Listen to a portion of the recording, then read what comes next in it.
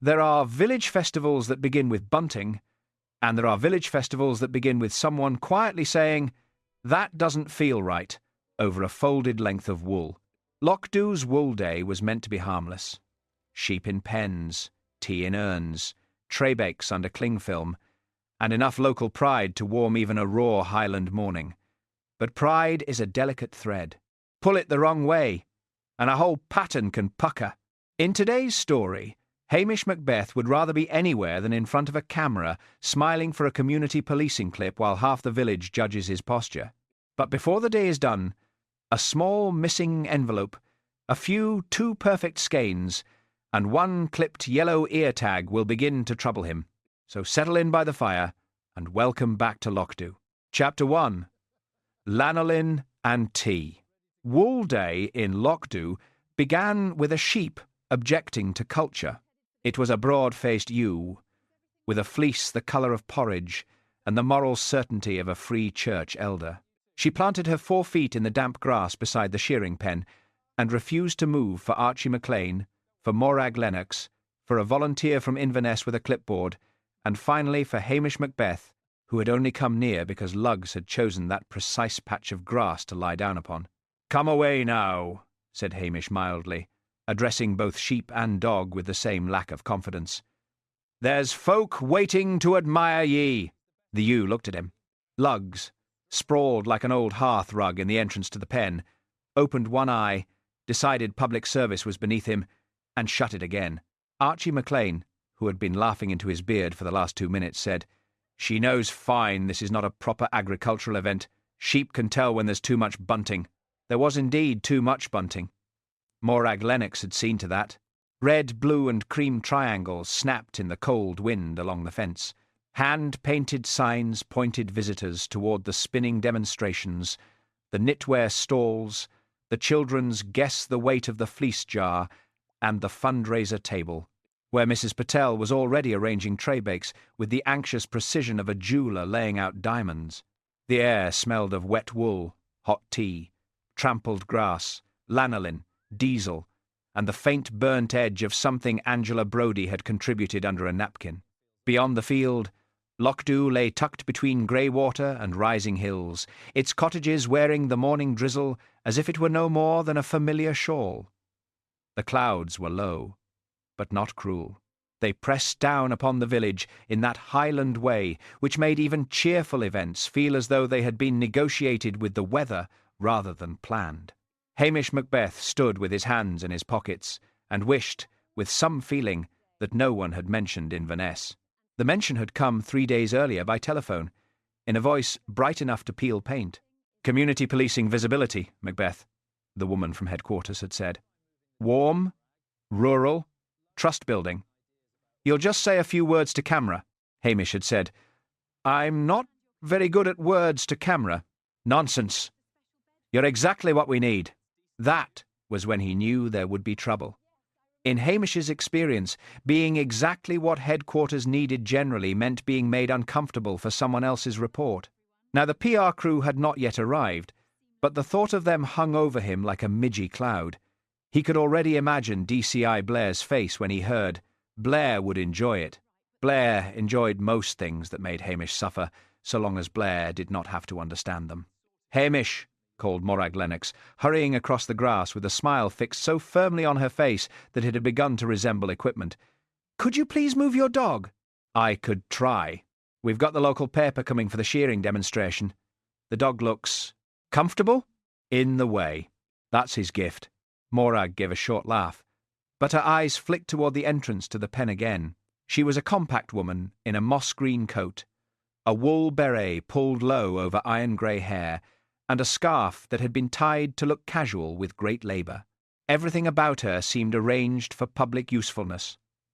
Her clipboard had ribbons. Her boots had been polished. Even the mud appeared reluctant to cling to her. "Today matters," she said, lowering her voice. "We've worked hard for this. People from outside the village are paying attention." "Aye," said Hamish. "That's often when a day begins to go wrong." Morag's smile sharpened. "You're very comforting. I've been told that by no one." She bent and clapped her hands at Lugs. Come on then, you great lazy article. Lugs did not move. Hamish took a heel of sausage roll from his pocket. He had been saving it for himself, but there were moments in police work that required sacrifice. He held it out. Lugs rose with tragic slowness, took the offering delicately, and lumbered aside. The ewe, perhaps offended by the bribery, chose that moment to bolt in the opposite direction and dragged Archie 2 steps through the mud before he steadied her. A ripple of laughter passed around the pen. At the edge of it stood Saskia Rowe, not laughing. She had arrived 10 minutes earlier, in a cream coat that looked expensive enough to have its own solicitor. Her boots were unsuitable for grass, her hair was smooth despite the weather, and her expression carried the polished certainty of a woman who had never once mistaken village charm for competence. Hamish had watched her step from a dark car and look about the field as though she had been promised heritage and found plumbing. Beside her, Morag had performed an introduction. Saskia Rowe, from Rowe and Vale Knitwear. They supply boutiques in Edinburgh and London.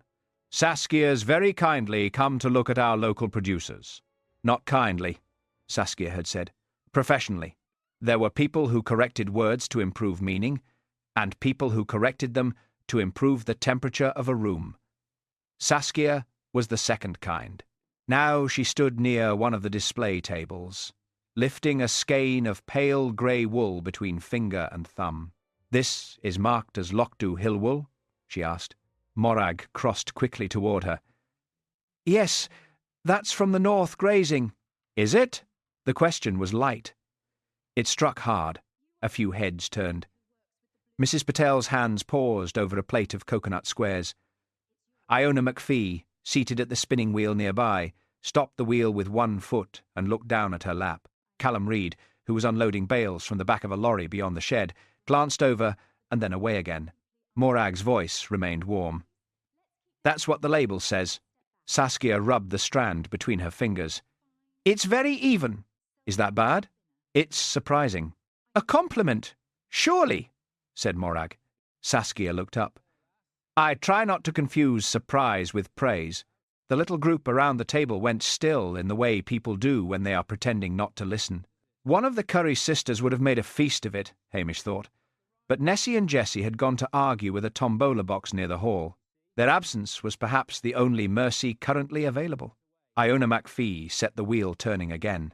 She was young, perhaps 23, with pale red hair pinned carelessly at the back of her head and hands that knew fibre better than people. Her face had that guarded look, often mistaken for dullness by those who liked easy conversation. Hamish had seen her in the village shop many times, buying tea bags, oats, and one chocolate bar, always the same kind, always at the same hour on Fridays. She spoke when spoken to. And not always then. Today she wore a brown cardigan with one sleeve darned in blue. Saskia noticed the sleeve. "Your work?" she asked.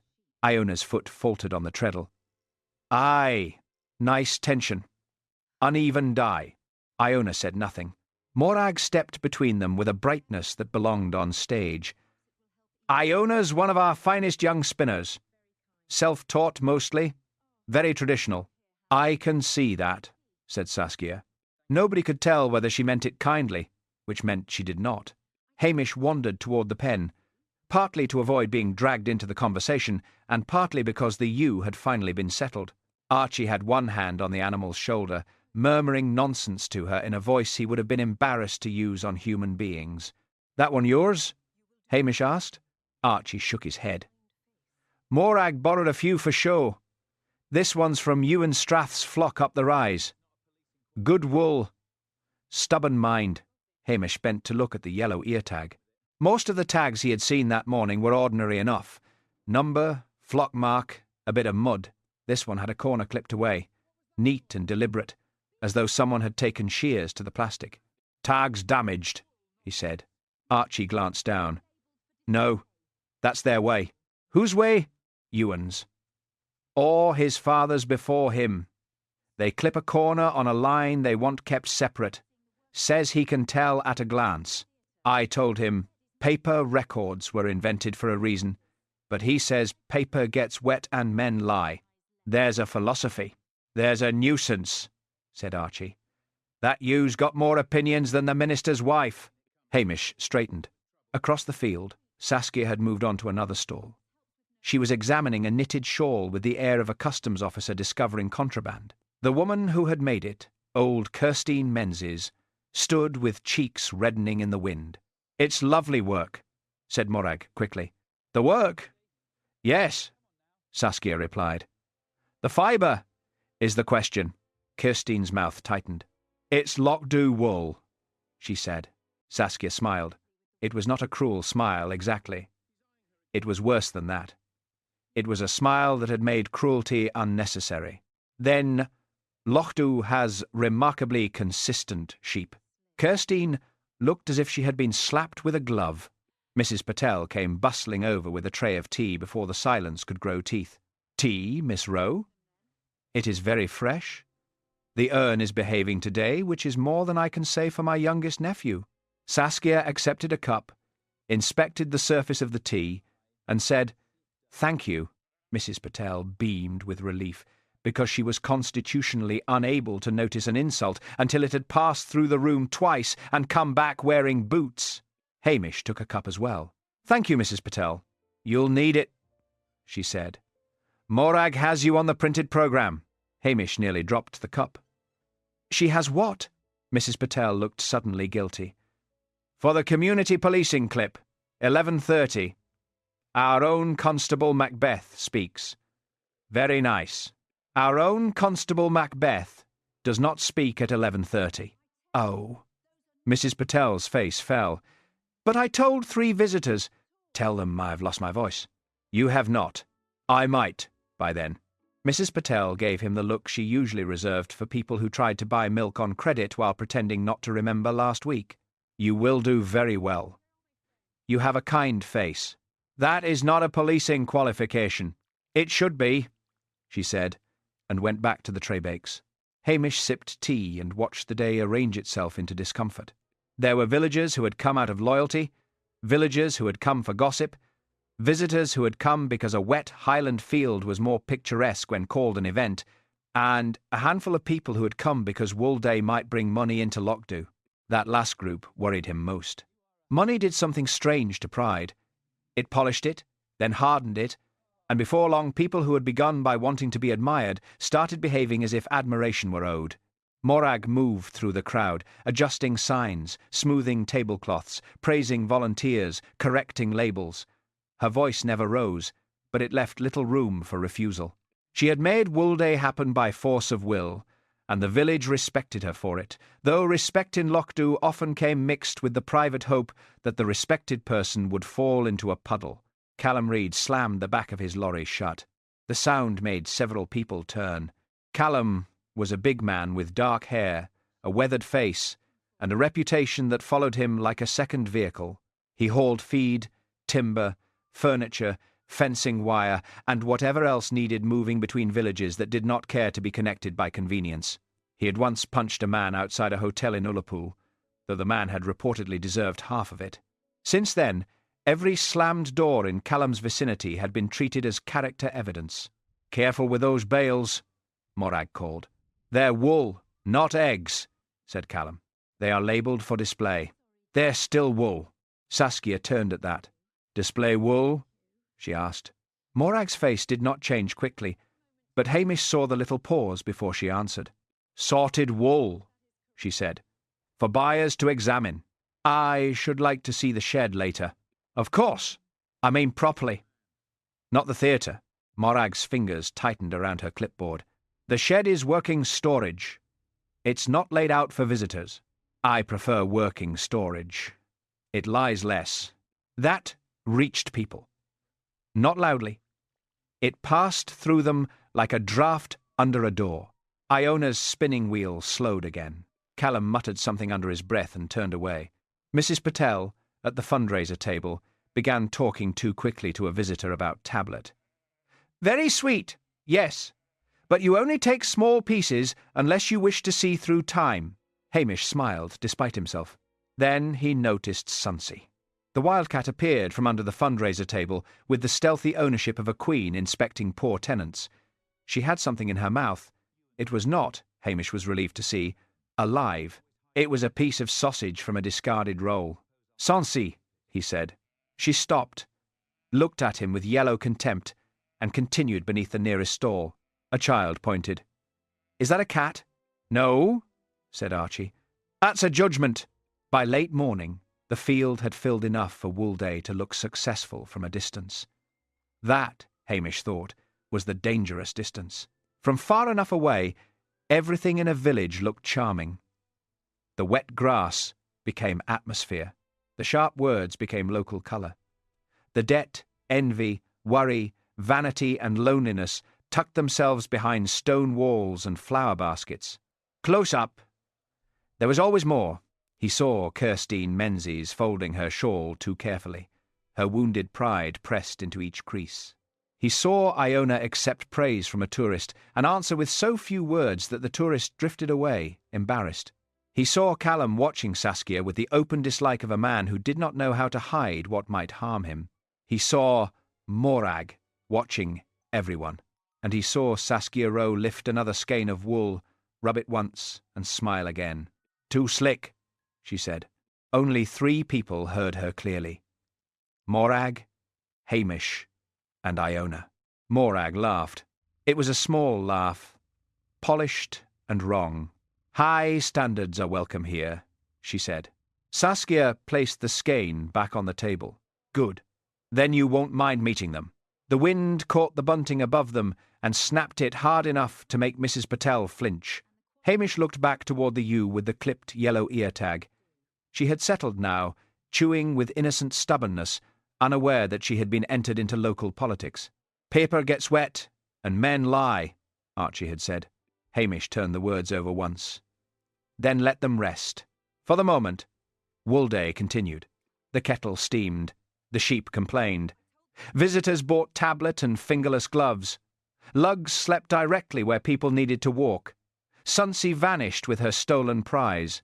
Morag smiled, until the smile looked painful, and under the cheerful smell of lanolin and tea, something in Lochdubh had begun to feel just slightly off. Chapter 2. The Missing Envelope. By noon, the rain had become the sort of Highland drizzle that did not fall so much as insinuate itself. It silvered the backs of the sheep. It settled in the seams of coats. It softened the bunting until several triangles hung like defeated tongues. The visitors from Inverness began saying things like atmospheric, while stepping carefully around puddles, and the villagers of Lochdubh, who knew atmosphere from weather, pulled their collars up and carried on. The fundraiser stall stood beneath a striped canvas awning that had been borrowed from the school and never quite forgiven for it. One corner sagged. Every few minutes, a volunteer had to push at the underside with a broom handle so that a cold pocket of water tipped off the edge instead of onto the traybakes. Mrs. Patel presided over the stall as if it were a small kingdom with unstable borders. There were coconut squares, shortbread tablet, cheese scones, marmalade jars, raffle tickets, a knitted tea cosy shaped like a sheep, and a sign written in Morag Lennox's neat hand, "Wool Day. Fundraiser for the village hall roof." The roof had leaked for 6 years. For 5 of those years the leak had been described as a minor damp patch, until the patch had widened above the piano and produced a steady drip during a Christmas carol service. The minister's wife had declared that no one could sing Silent Night while a bucket was filling beside the alto section. Since then, the roof had become a public cause. Public causes in Lochdubh were never simple. They gave people a chance to be generous, offended, suspicious, superior, and exhausted, sometimes all before lunch. "Hamish," said Mrs. Patel, "will you please tell Mr. McPhee that raffle tickets are not cheaper if he buys them angrily?" Hamish had been trying to pass the stall without being seen. He stopped with resignation. "Is he buying them angrily?" "He says the prize basket has too much chutney." "Does he not like chutney?" He entered 2 jars. "That may be the difficulty." Mrs. Patel glanced toward the jars as though they might hear. "His chutney is very brown." "Aye, well, chutney is allowed to be brown. Not that brown." Hamish smiled and took a scone from the plate. "Put it on my account." "You do not have an account." "I was hoping to start one." "No," said Mrs. Patel, and wrapped the scone in a napkin anyway. Behind her, Morag Lennox stood with the fundraiser envelope in one hand and her clipboard in the other. She had taken off her wool beret, shaken rain from it, and put it back on, slightly crooked. That small imperfection would have made her look human if not for the expression on her face. She was counting. Not obviously. Morag did not do anything obviously when there was a chance of doing it with social pressure. She stood half-turned from the crowd, thumb moving across folded notes, lips barely stirring. Hamish noticed because Morag was the sort of woman who could count money while speaking to 3 people and correcting a sign. Now she was only counting money. Mrs. Patel noticed too.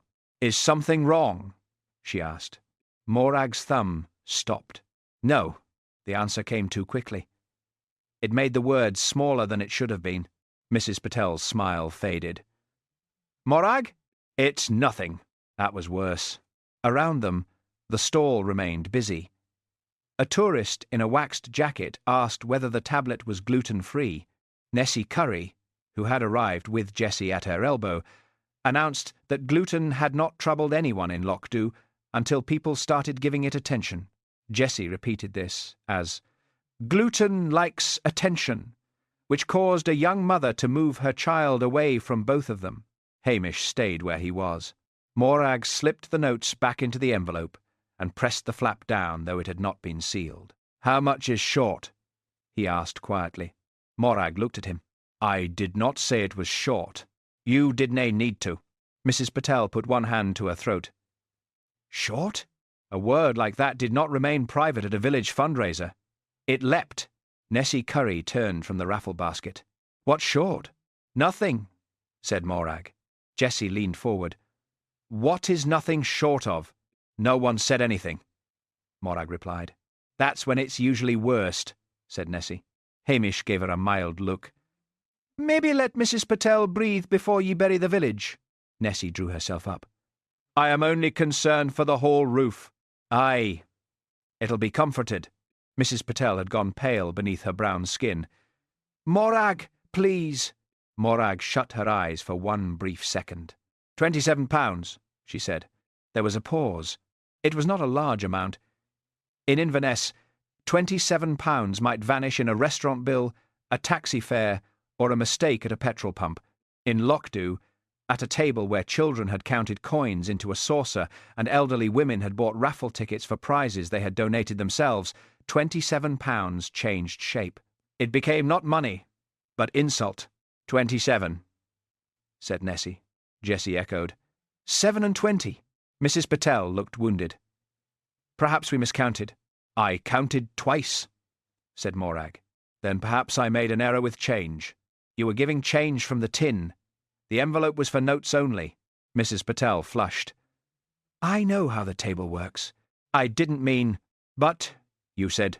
Morag's face tightened, and Hamish saw the strain in her. She wanted the problem solved, but more than that, she wanted it solved without becoming visible. Unfortunately, Lochdubh was the wrong village in which to misplace anything quietly. A lost glove could become a moral referendum before tea time. Callum Reid had come over from the lorry, rain shining on his hair. What's happened? Nessie answered before anyone else could. Money missing from the hall roof. From the fundraiser, said Morag sharply. That's what I said. No. You made it sound like someone climbed up and stole slates. Callum looked at the envelope in Morag's hand. How much? £27, said Jessie, with the deep satisfaction of accuracy. Callum gave a rough laugh. You'd think someone had taken the communion plate. That is not funny, said Mrs. Patel. His smile dropped at once. I didn't mean you. But the damage was done. People were watching him now. Callum had the misfortune of looking guilty even when asking for tea.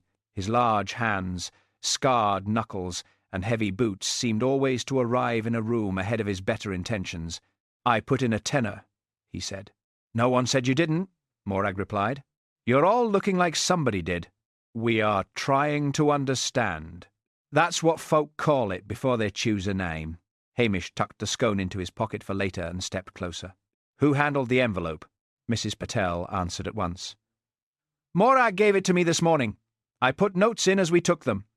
Then Morag collected it for counting before the lunch rush. Was it ever left alone? No, Morag said. Not exactly. Hamish turned to her. She disliked the attention. Her chin lifted. I had to help at the shearing pen when the ewe got loose. Mrs. Patel was serving. The envelope was under the tablecloth. Under the tablecloth, said Nessie, as if this were a known criminal method.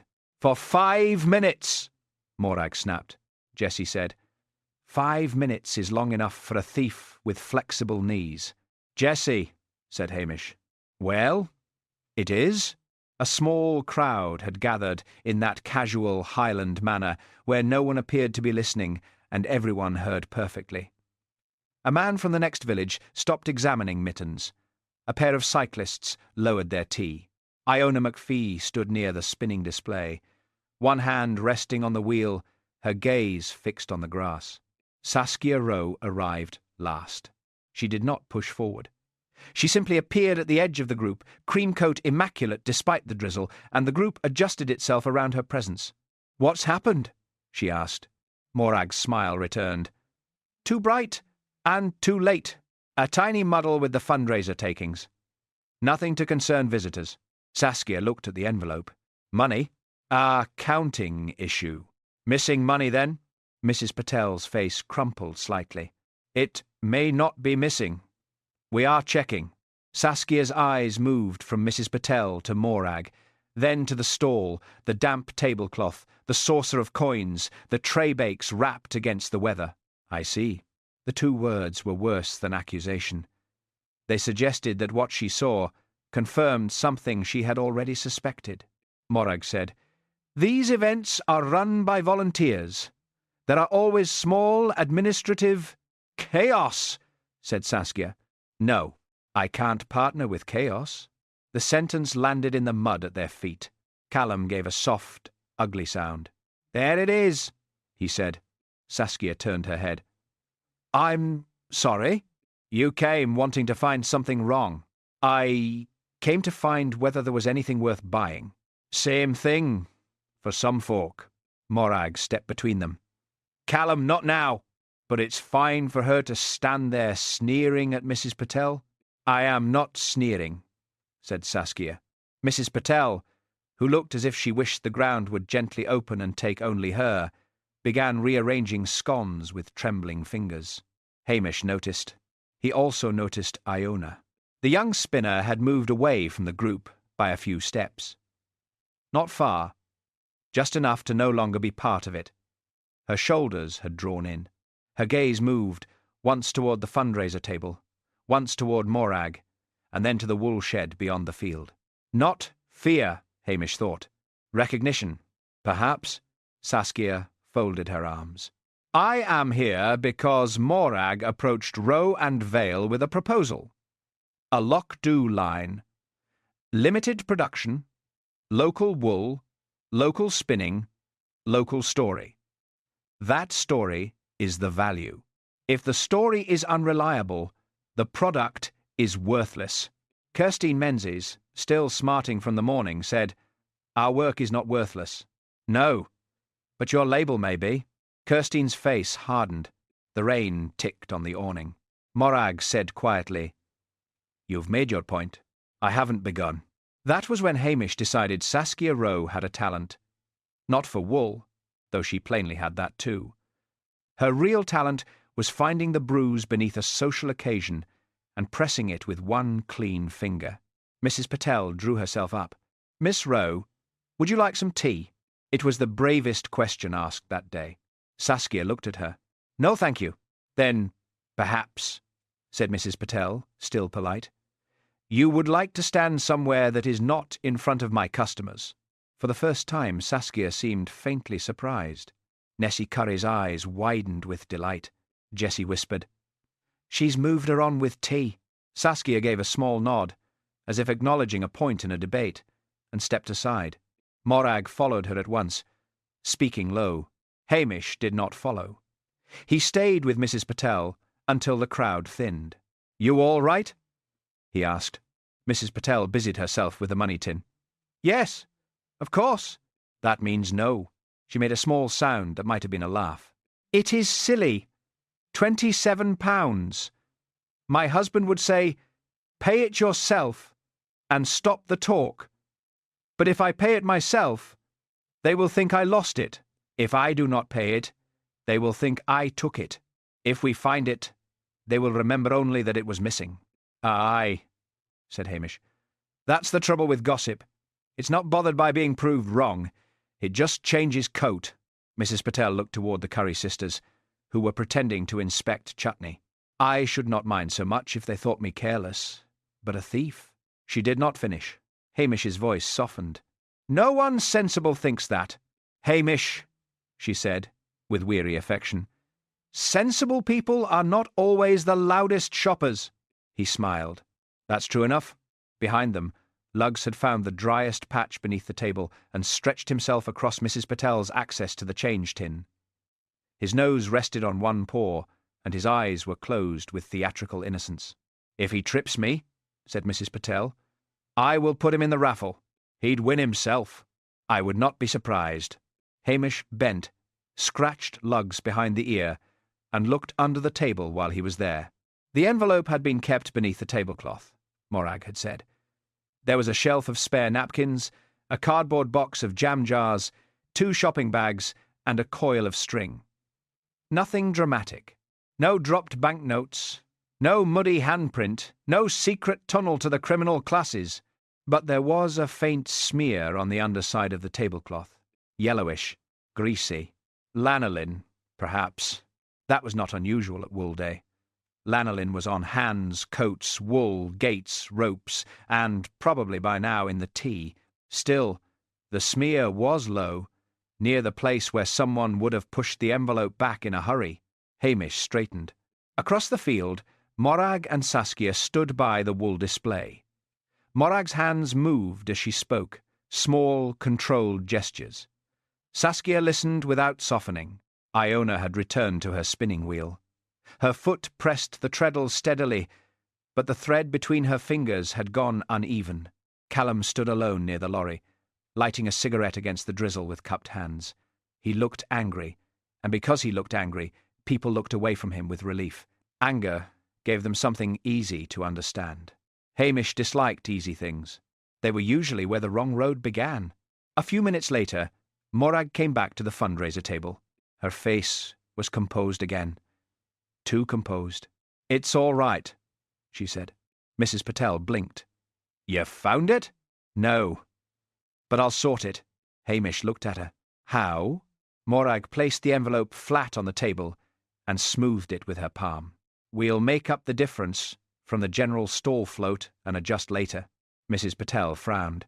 "But then the float will be short." "I said, I'll sort it." It was not a harsh sentence, but it had a closed door inside it. Hamish said, "Morag, maybe leave the numbers as they are for now." She turned to him. "Why?" "So there's no confusion." "There is already confusion." "Aye. And covering it with cleaner confusion will not help." Her mouth tightened. "You may enjoy muddle, Hamish. Some of us are trying to keep this day respectable." There it was again. Respectable. The word had been moving through wool day all morning in different clothes. Premium, professional, local, proper, worth buying, worth praising, worth not laughing at. Respectable was the coat they all wore when they feared being seen as small. Hamish did not answer at once. From the far end of the field came a burst of laughter. The ewe from earlier had kicked over a bucket and was now standing with an expression of complete innocence. Archie was speaking to her in tones of wounded betrayal.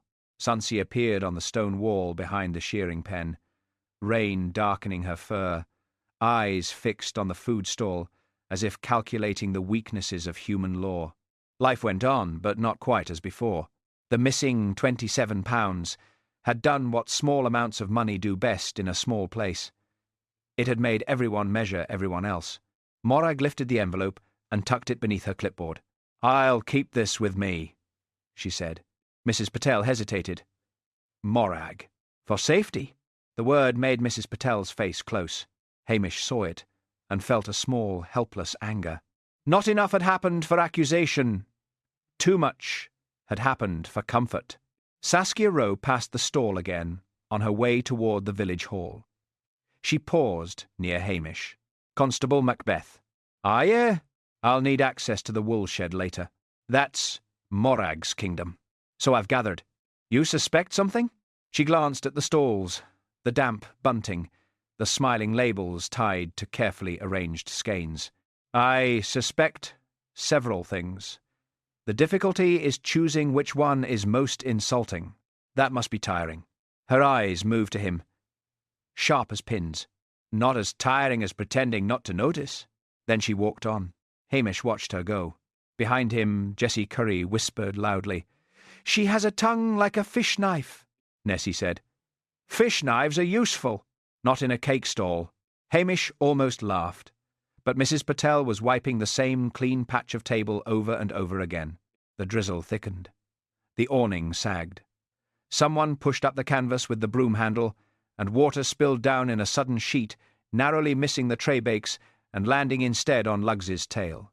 Lugs rose, offended to his soul, and moved 3 feet to the left, blocking the customers again. For a moment, it was funny. Then the moment passed. Morag was already across the field, the envelope pressed under one arm, smiling at visitors with the grim cheer of a woman holding a crack shut with both hands, and Hamish, standing in the smell of damp wool and sweet tea, began to wonder whether the missing money was not the problem at all. It might only be the first loose thread. Chapter 3. PR Camera. Real Tempers. The Inverness PR crew arrived late, which in official language meant they arrived after unavoidable logistical complications, and in Lochdubh meant they had stopped twice to photograph Hills. There were 3 of them. The first was a young woman in a red waterproof jacket, who introduced herself as Fiona from Communications, and spoke as if every sentence had been ironed. The second was a cameraman called Grant, who wore fingerless gloves and looked at the sky with deep professional resentment. The third was a thin man with headphones around his neck, whose main duty seemed to be asking people not to stand where they were standing. Fiona shook Hamish's hand with both of hers. Constable Macbeth. "Wonderful! This is perfect!" Hamish looked around in case perfection had crept up behind him. The village hall steps were slick with rain. One of the bunting strings had come loose and now flapped sadly against a drain pipe. A child was crying because she had guessed the weight of the fleece and then discovered there was no immediate sheep to take home. Lugs had stationed himself across the hall doorway, preventing 2 elderly visitors from entering and 1 younger man from leaving. "Aye," said Hamish. "It has a certain polish." Fiona laughed too loudly. "We're going for authenticity. That usually means mud." "Exactly. Mud, community, warmth, trust. Trust can be difficult in mud." She either missed that or chose to treat it as Highland charm. "We'll just do a simple little clip. You on the steps, village behind you, perhaps a sheep if we can get one in frame. I'd rather not be outperformed by livestock." "Oh, lovely," said Fiona. That dry Highland humour. Hamish gave her a look of mild alarm. Grant, the cameraman, set his tripod on the uneven ground and frowned through the lens. "Can we move the dog?" "You can ask him," said Hamish. The thin sound man crouched near Lugs and made a coaxing noise. Lugs opened one eye. The sound man stood up again. "Dog's fine," said Grant. From the edge of the gathering came a noise like a coal scuttle being kicked downstairs. DCI Blair had arrived. He came across the wet grass in a dark coat that strained at the buttons. A cigarette clamped between his fingers despite the drizzle, his face flushed with the particular anger of a man who had been told to attend something harmless. Water shone on his cheeks. His hair had flattened into damp ridges. He looked, Hamish thought, like a badly wrapped parcel containing a complaint. "What's this nonsense?" Blair demanded. Fiona brightened. "DCI Blair? Wonderful! We're getting a community policing clip for regional engagement." "Regional what?" "Engagement." Blair looked at Hamish. "Macbeth? Have they got ye acting now?" "No, sir. I'm standing. It's less ambitious." A few villagers nearby heard and smiled. Blair did not. "I've got real work in Strathbane, and they send me out to watch you blether into a wee camera beside a sheep." "It's a public relations initiative," said Fiona. Blair turned his glare on her. "I've got relations with the public. Mostly they lie." Fiona's smile weakened, but remained in position. "That's very candid." It was meant to be. Hamish could feel the village gathering. Not in a crowd, exactly. Lochdubh had subtler ways. Mrs. Patel appeared with a tray of tea near the hall entrance. Nessie and Jessie Curry drifted close to the notice board. Archie McLean took up a position by the gate. Callum Reid, who claimed to have no interest in official foolishness, leaned against his lorry with his arms folded. Iona McPhee sat at her spinning wheel, but her hands had gone still. Morag Lennox arrived last, and for once she looked almost pleased by Blair's presence. A loud, unpleasant man could be useful. He drew the eye. He made small attentions seem tidy by comparison. "DCI Blair," she said. "So kind of you to support Woolday." "I'm not supporting anything," said Blair. "I'm here because some fool in Inverness thinks Macbeth's face will reassure old ladies." Nessie Curry sniffed. "My sister and I are not reassured by faces." Jessie nodded. "Not since Mr. McTavish grew a beard." "No one asked either of you," said Blair. Hamish's voice came soft. "Careful now! That's half the village intelligence network you're insulting." "Intelligence?" Blair barked. "Aye. They hear everything except sense." Nessie looked offended. Jessie looked as if she were deciding whether that was praise. Fiona clapped her hands once. "Right. Shall we capture the warmth?" Grant muttered. "We'll need a wider lens." Hamish stepped onto the hall steps because it seemed easier than resisting. The stone was wet beneath his boots. Behind the camera, the village arranged itself into a watching half-moon. He could feel their various expectations landing on him. Affection, amusement, criticism. Hope that he would make a fool of himself. Hope that he would not. That was the trouble with being local. Even embarrassment belonged to everyone. Fiona stood beside the camera. "Just look slightly off-lens, Constable. Natural. Tell us what a day like this means for community policing." Hamish looked slightly off-lens and saw Saskia Rowe. She stood beyond the shearing pen, speaking to Morag. Her cream coat was turned up at the collar. In one hand she held a folded paper, in the other a phone. Morag's back was straight, her head tilted in that listening pose which suggested she was mentally rearranging the conversation into something less dangerous. "Whenever you're ready," Fiona said. Hamish cleared his throat. "Aye, well. A place like Lochdubh is not policed by grand statements. It's more a matter of knowing when a neighbour is out of sorts, when a gate is left open, when a man who never buys tobacco suddenly buys 3 packets, and when—" "Cut," said Grant. Fiona smiled tightly. "That's lovely, but perhaps less tobacco?" Blair gave a grunt of laughter. "Christ, Macbeth, you make it sound like spying on laundry." Hamish looked at him. "Laundry can tell ye a great deal, sir." Mrs. Patel coughed into her hand. Archie turned away, shoulders shaking. Fiona tried again. "Maybe something about partnership?" Hamish sighed inwardly. "We try to keep things human," he said. "That's the best of it. Not everything needs a siren. Sometimes folk need help before they need law." There was a little silence after that. Even Blair did not spoil it at once. Then Luggs, as if moved by civic duty, rose from the doorway, walked into frame, and sat down directly in front of Hamish with his back to the camera. Grant lowered his head. Fiona whispered, "Actually, that might be charming." "It isn't charming," Blair snapped. "It's a dog's backside." The village laughed. Not loudly, but enough. Hamish stepped down from the hall steps, grateful to Luggs beyond measure. "Fine performance," he murmured. Luggs wagged his tail once, having done his bit for community relations. The laughter loosened the morning for a few moments. Tea was poured. Grant filmed 2 children trying to card wool and making a white cloud of it. Fiona interviewed Mrs. Patel about the fundraiser and received a careful answer that mentioned generosity but not missing money. Archie demonstrated shearing with such calm competence that the crew grew disappointed by the lack of rustic chaos.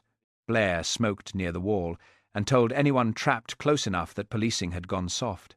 Cameras, he said. Clips. Engagement. In my day, you engaged a suspect by kicking his door in. In your day, said Mrs. Patel, sweetly handing him tea, doors were probably weaker. Blair stared at her. She smiled and moved away. Hamish nearly applauded, but the ease did not last. Saskia Rowe crossed the grass toward the wool shed, and Morag followed. Hamish saw Callum notice them. He also saw Iona lower her eyes too quickly, as if eye contact might pull her into something. He took his tea and wandered after Saskia, not closely enough to be obvious. The wool shed stood at the far side of the field, an old timber building with a patched roof, a sliding door, and a smell that had lived there longer than many of the villagers.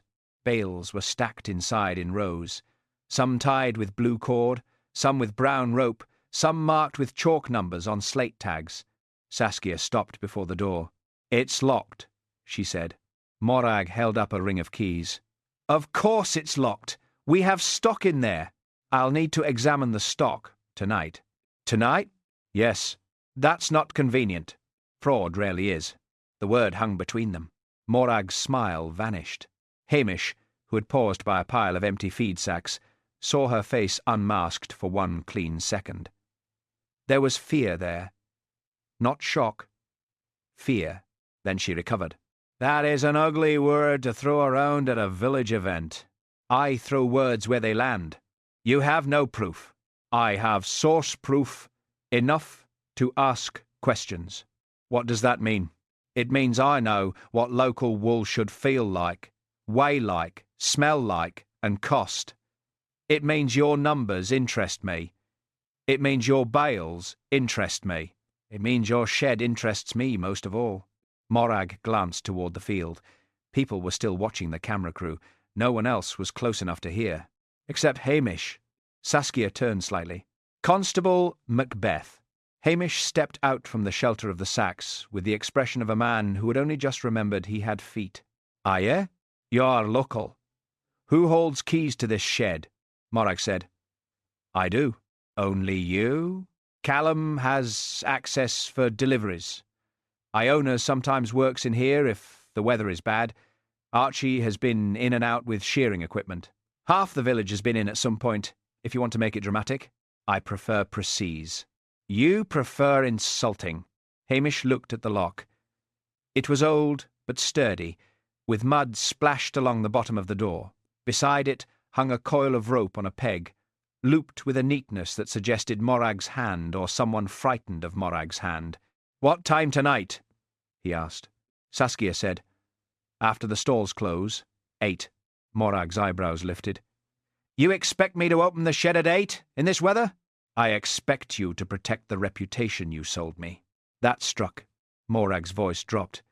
"You enjoyed saying that." "No," said Saskia. "I enjoy being right. The saying is incidental." Hamish found himself disliking her and believing her at the same time. It was an uncomfortable combination, but useful. The world was full of people who told the truth badly, and liars who told it with charm.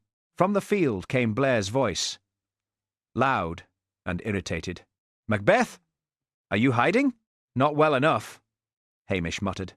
Saskia heard him, and for the first time a flicker of amusement touched her face. Then she said, 8 o'clock. I'll bring my notes."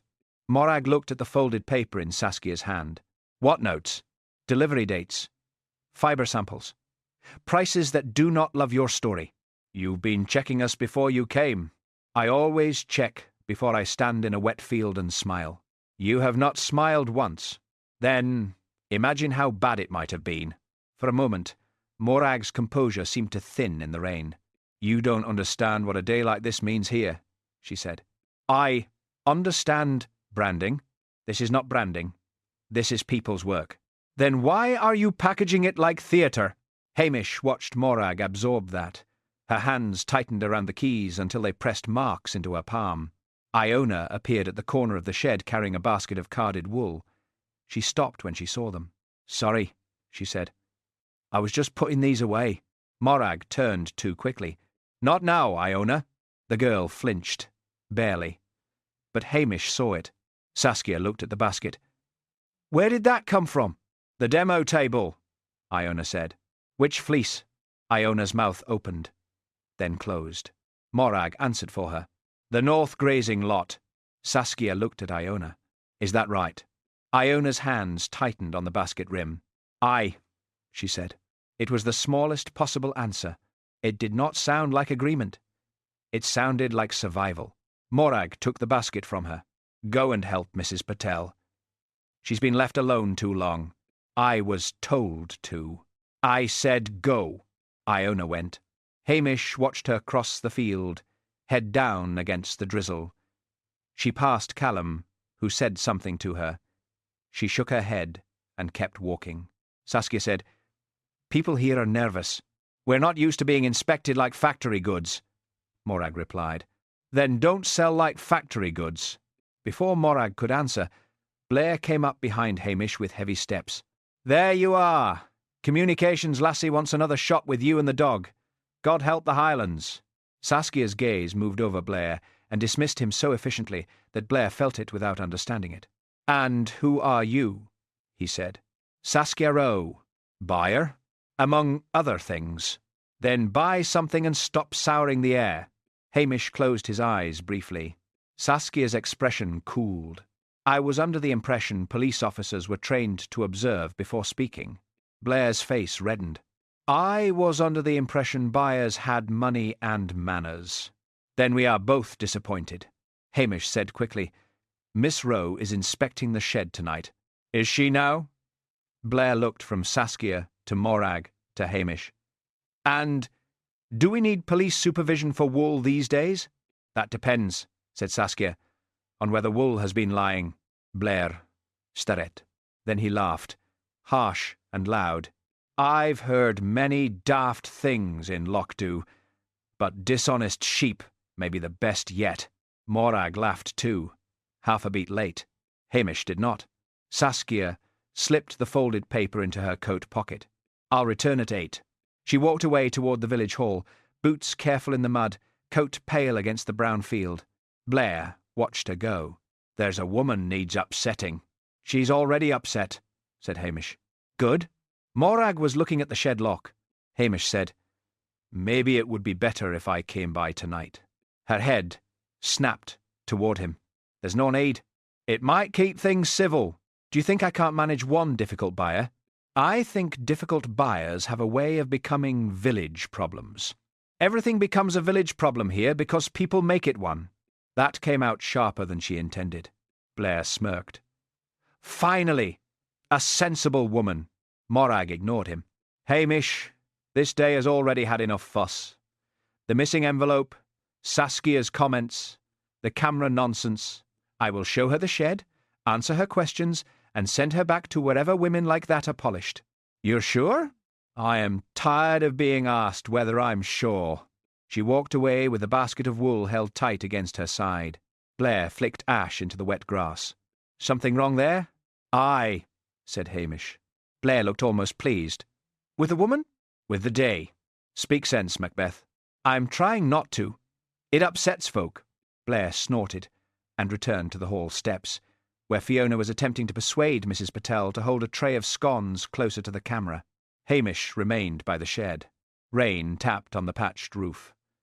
Somewhere inside, bales settled with small, dry creaks. The rope on the peg stirred in the wind that came through a gap in the boards. He thought of Saskia's words. "Source-proof. Who holds keys?" "The north grazing lot." He thought of Iona's pause before answering. Then a shadow passed near his boot. Sonsie slipped from beneath the shed wall, a streak of damp fur and offended dignity. She carried nothing this time, which almost made Hamish suspicious. She stopped, looked at the coil of rope, then at him. "Don't start," he told her. Sonsie vanished beneath a stack of pallets. Hamish went back toward the village hall, where Luggs had resumed his place in the doorway and the PR crew were filming around him, because by now even Inverness had accepted that the dog was in charge. On the steps, Fiona tried to arrange Hamish for one final line. Maybe just say, "In Lochdubh, community comes first." Hamish looked past her to the fundraiser stall, where Mrs. Patel smiled too hard while Nessie inspected the money tin with moral interest. He looked at Callum alone by his lorry, at Iona turning wool through fingers that trembled slightly, at Morag speaking to a visitor with her bright public face restored. Then he looked towards Saskia Rowe, who stood under the awning, making notes. "In Lochdubh," he said slowly. "Community comes close." Fiona hesitated. "That's not quite." "It's close enough," Grant said. Rolling. Hamish did not repeat it. The wind tugged at the bunting. The rain thickened. The village continued selling wool, tea, and a story about itself that everyone badly wanted to be true. And just beyond the cheerful stalls, the locked shed waited for evening. Chapter 4. The Wool Shed.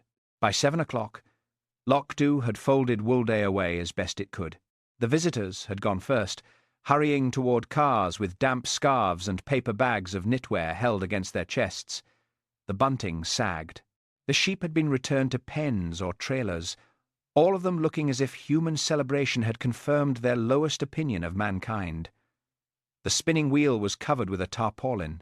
The fundraiser stall had been stripped down to a damp table, 2 empty tea urns, and a stubborn scattering of crumbs. Mrs. Patel had taken the remaining tray bakes back to the shop. "They will sell tomorrow," she had said. "Even the burnt ones?" Hamish asked. She gave him a look. "Those are Angela's." "Aye, then. Medical disposal." Mrs. Patel had smiled, but it did not last. Her eyes went to Morag, who was carrying a cash tin toward the village hall with the fixed expression of a person determined not to be spoken to.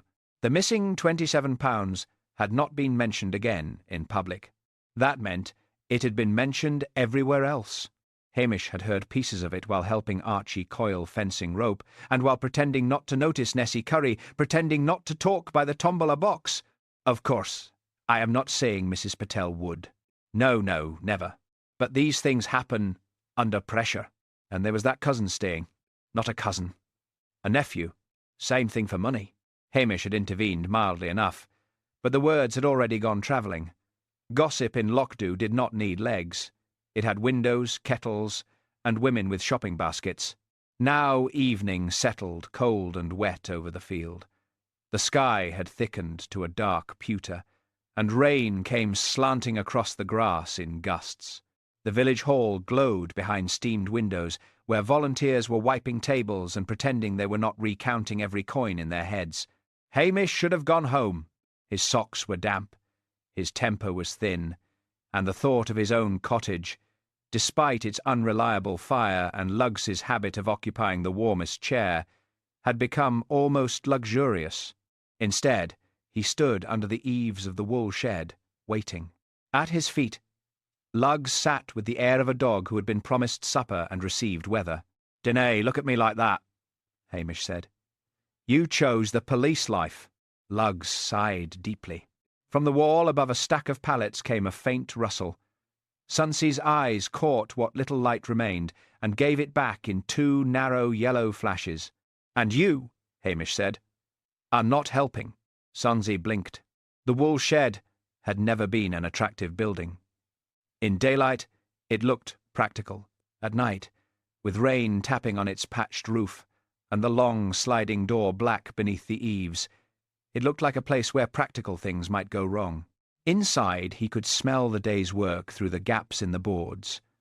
Damp fibre, old rope, timber, lanolin, sacks, and the faint sour trace of sheep. It was not an unpleasant smell if you had grown up with it. It was honest, or it ought to have been. At 8:05, Saskia Rowe had not arrived. At 10 past, Morag Lennox came across the field alone. She carried a torch and the shed keys. Her coat was buttoned to the throat. Her beret had been replaced by a dark wool cap. Without her bright daytime scarf and clipboard, she looked smaller, older, and far more tired. She stopped when she saw Hamish. "I said there was no need." "Ah, yeah, and yet here you are." "That often happens with need."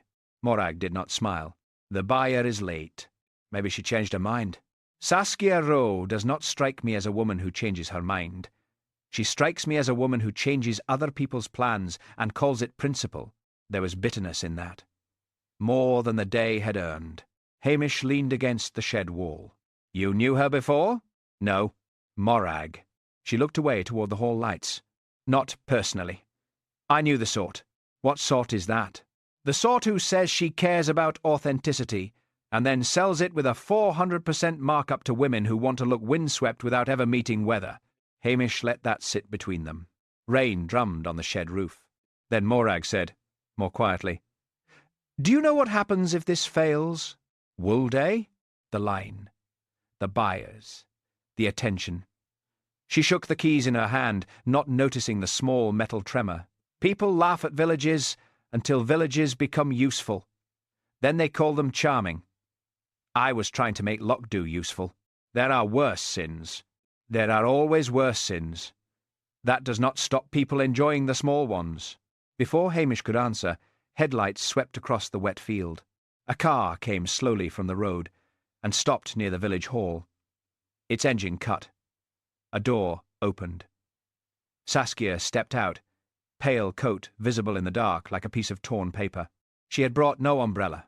By the time she reached them, rain had beaded on her hair and shoulders. She looked colder, but not diminished. Some people carried discomfort as if it were evidence against the world. You came, Morag said. I said I would. You're late. I was on the phone. With? A person who keeps better records than your committee. Morag's mouth thinned. Hamish said, Evening, Miss Rowe. Constable, would you rather do this tomorrow in daylight? No. There's rain coming in sideways. So I see. Morag unlocked the shed with short, sharp movements. The sliding door resisted at first, then groaned open along its rail. The smell of wool came out warm and damp. Morag stepped inside and flicked on the switch. Nothing happened. She swore under her breath. Hamish lifted an eyebrow. Fuse? The light was working this afternoon. Saskia switched on the torch on her phone. Its white glare sliced through the dark and caught the stacked bales in hard fragments. Rope, chalk marks, rough sacking, a hanging scale, the edge of a workbench, a coil of tie cord, a row of slate labels. Morag's torch followed, warmer and weaker. We can postpone, she said. No, said Saskia. She went in first. Hamish disliked that. It was not fear exactly. A wool shed was not a mine shaft. But working buildings had their own dangers, especially when tired people stacked heavy things in bad weather and then pretended everything was fine. Careful of the floor, he said. There's a lip near the door. I have eyes. Aye, but the floor doesn't know that. Saskia ignored him. Inside, the shed was narrow but long. Bales stood along both sides in stacked rows, some shoulder-high, some higher. The central aisle ran toward the back wall, where larger bales were tied and propped near the old hanging scale. The day's rain had found its way through the roof, in two places. A bucket caught one leak, the other had simply darkened a patch of floorboards. Morag pointed with her torch. Sorted fleece, washed fibre, carded stock, display bales on the left, raw bales to the rear. Saskia moved to the left stack and pressed her hand against one of the bales. Too firm. Morag gave a tired laugh. Is that a crime now? It is a question. Everything is a question with you. Only when the answers are poor. Saskia bent to examine the chalk tag. Hamish watched the two women in the shifting torchlight. Morag's anger had become something careful. Saskia's certainty had sharpened. Neither looked at the bales as villagers would look at them, as weight and work and winter money. They looked at them as proof. Saskia pulled a small paper envelope from her coat pocket and took out a few loose fibres sealed in a plastic sleeve. Sample from this morning, she said. You took that without permission, Morag said. I took wool from a table where it was being sold. It was being displayed. Then your display is interesting. She held the fibres against the bale and rubbed both between finger and thumb. Hamish saw her face change. Not much, but enough. What is it? He asked. Saskia did not answer at once. Morag stepped closer. What? Saskia moved down the row to another bale, then another. Her phone light swept across the ties. Where are the delivery notes? In the office box. Get them. Morag did not move. Saskia turned. Get them, Morag. The use of her first name seemed to slap harder than any insult. Hamish said quietly. Morag! She walked to the workbench near the back and pulled a plastic file box from beneath it. Her torch shook once as she set it down. The wind pushed at the shed door behind them. Lugs, just outside, gave a low whine. Hamish glanced back. The dog stood now, ears lifted, nose working. Sonsie had vanished from the pallets. Stay, Hamish murmured. Lugs did not sit. Saskia leafed through the delivery notes, quick and practised. 3 lots from local crofts. 2 from the north grazing. 1 from Strath's flock. She looked up. And these? Morag said nothing. These weights are wrong. No, they're not. They are for the fleece, you claim. Different cleaning loss. Different moisture. Different sheep? Oh? The shed seemed to tighten around them. Hamish moved a little closer. Morag's voice dropped.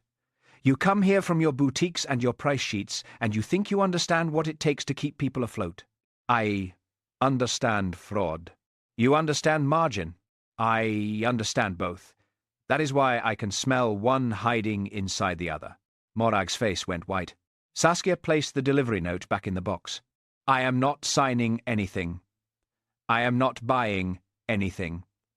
And if you put roe and veil near this wool, I will say publicly why I walked away. Rain battered the roof in a sudden hard burst. Morag whispered, You'd ruin us. No, said Saskia. You risked that yourself. Hamish heard the sound then. A soft shift. Not thunder. Not rain. A creak from the high stack near the rear wall. He turned his torch upward. The top bale leaned slightly out from the rest. Hold on, he said. Saskia looked toward him, irritated. What? Move back from there. She was standing beside the rear stack, one hand still on the delivery box, coat brushing the edge of a loosely tied bale. Morag's torch swung upward. The light caught rope. One tie looked wrong.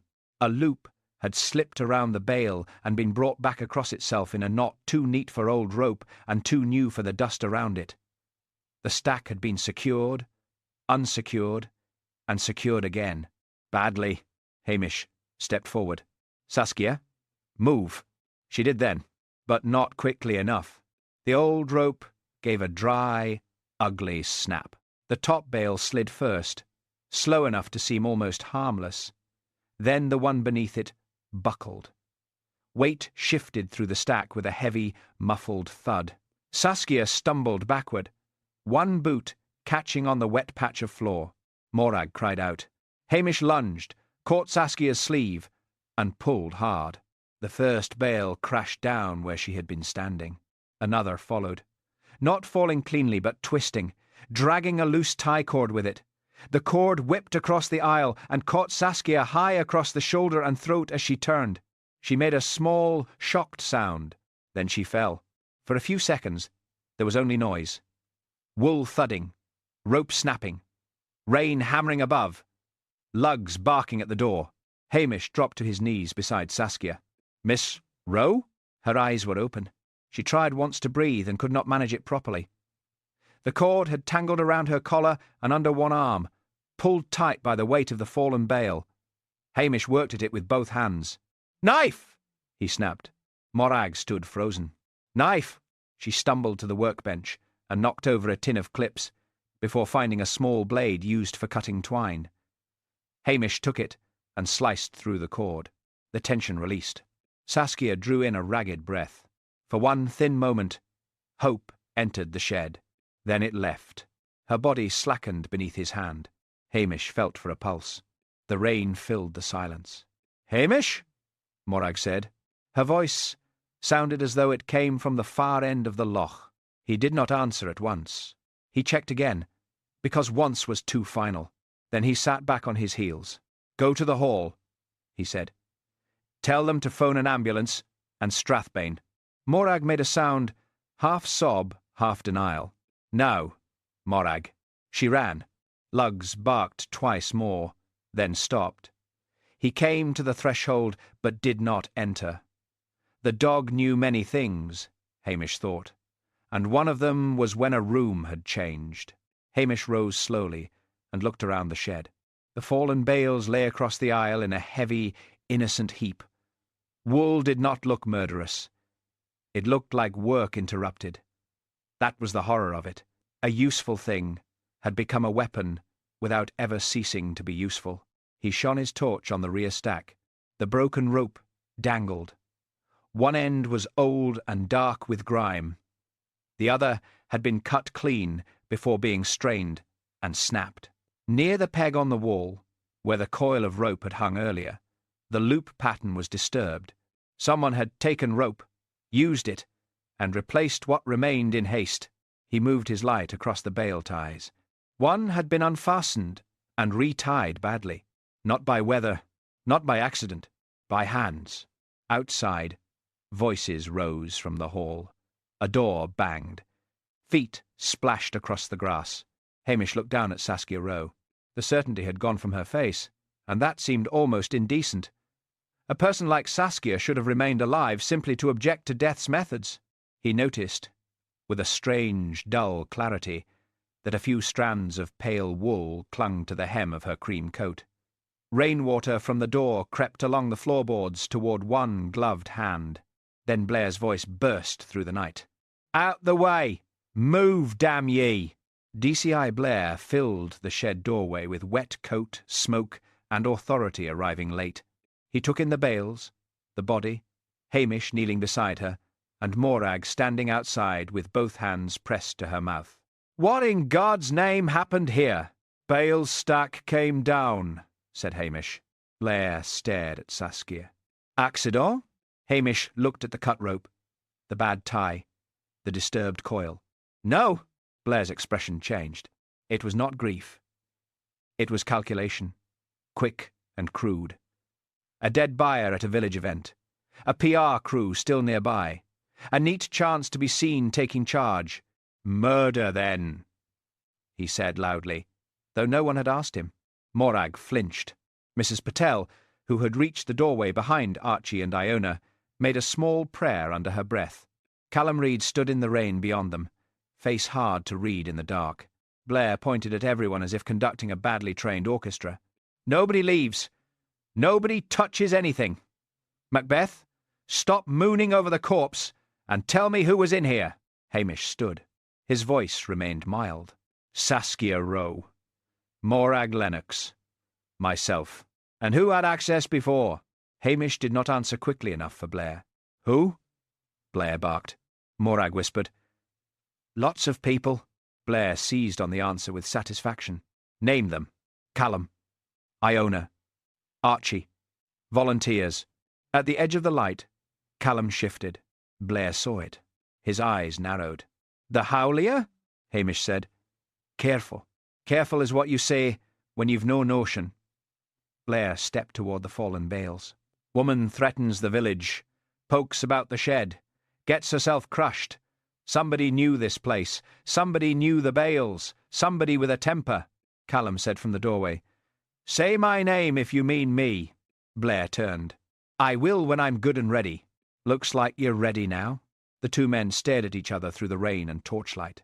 Hamish could feel the village watching, frightened and hungry for shape.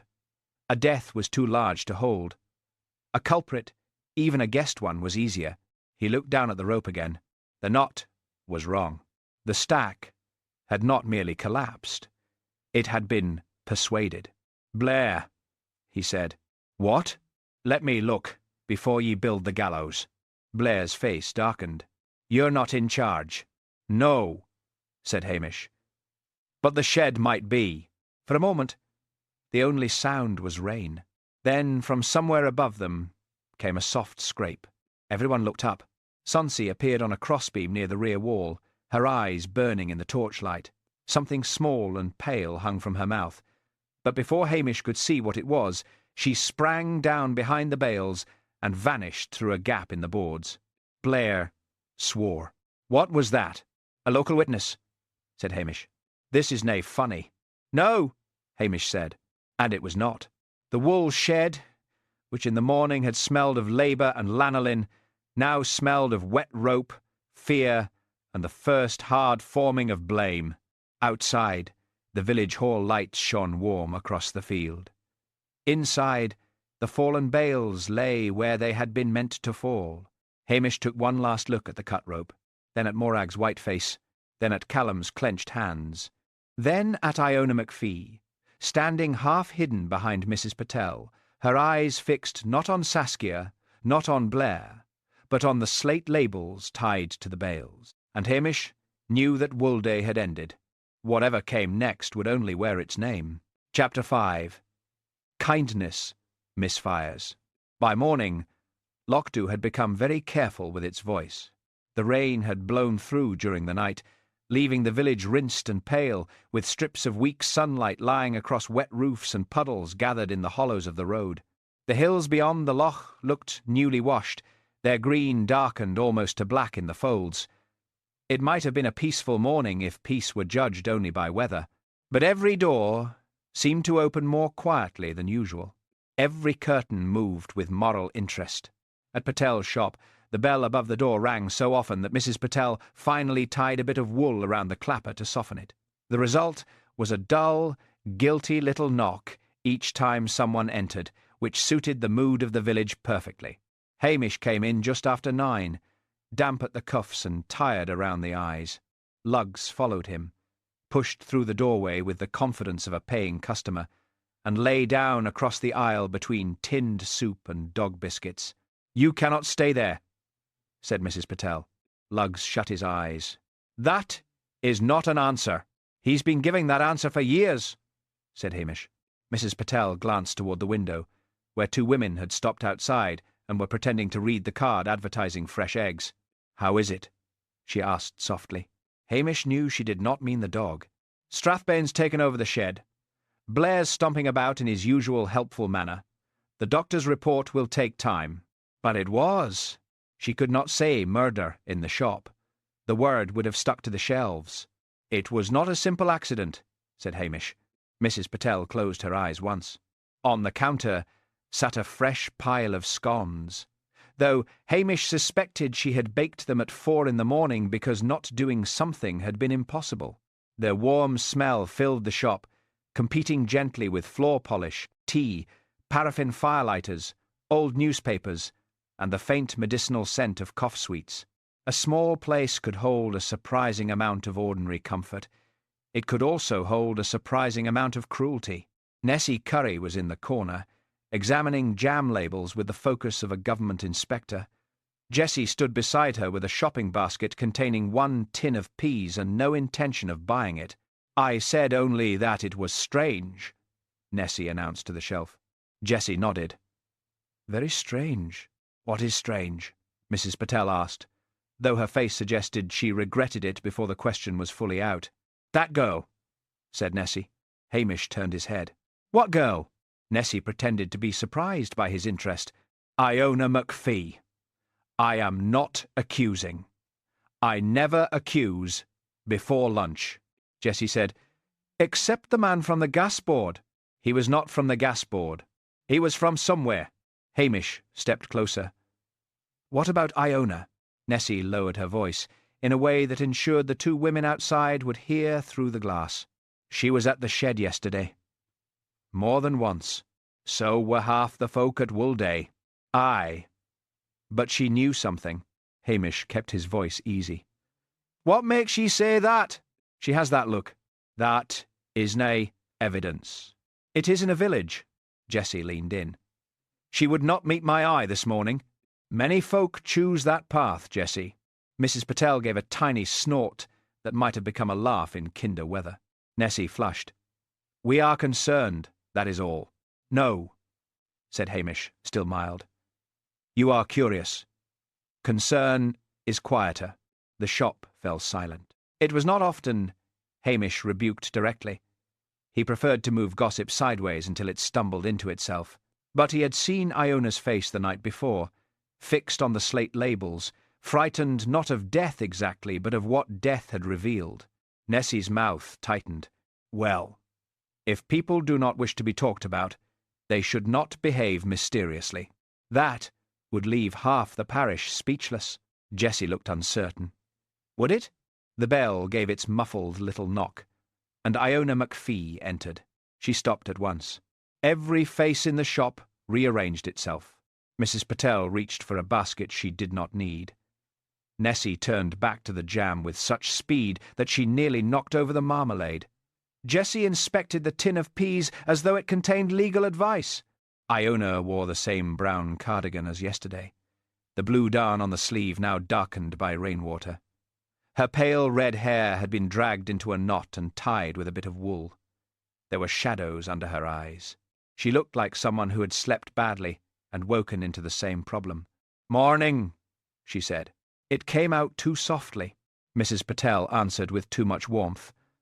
"Good morning, Iona. Tea? Bread? I made scones." "No, thank you. Just matches." Matches were on the shelf beside lugs. Iona hesitated. Hamish nudged the dog with his boot. Lugs opened one eye, sighed as if civilization asked too much of him, and shifted 3 inches. It was just enough for Iona to reach. Her hand trembled when she took the box. Hamish noticed. So did Nessie. "Cold morning," he said. Iona looked at him gratefully, as if he had offered her a cloak. "Aye." Mrs. Patel rang up the matches. "No charge today." Iona stiffened. "I can pay." "I know that. It is not charity. It is because the box is dented." The box was not dented.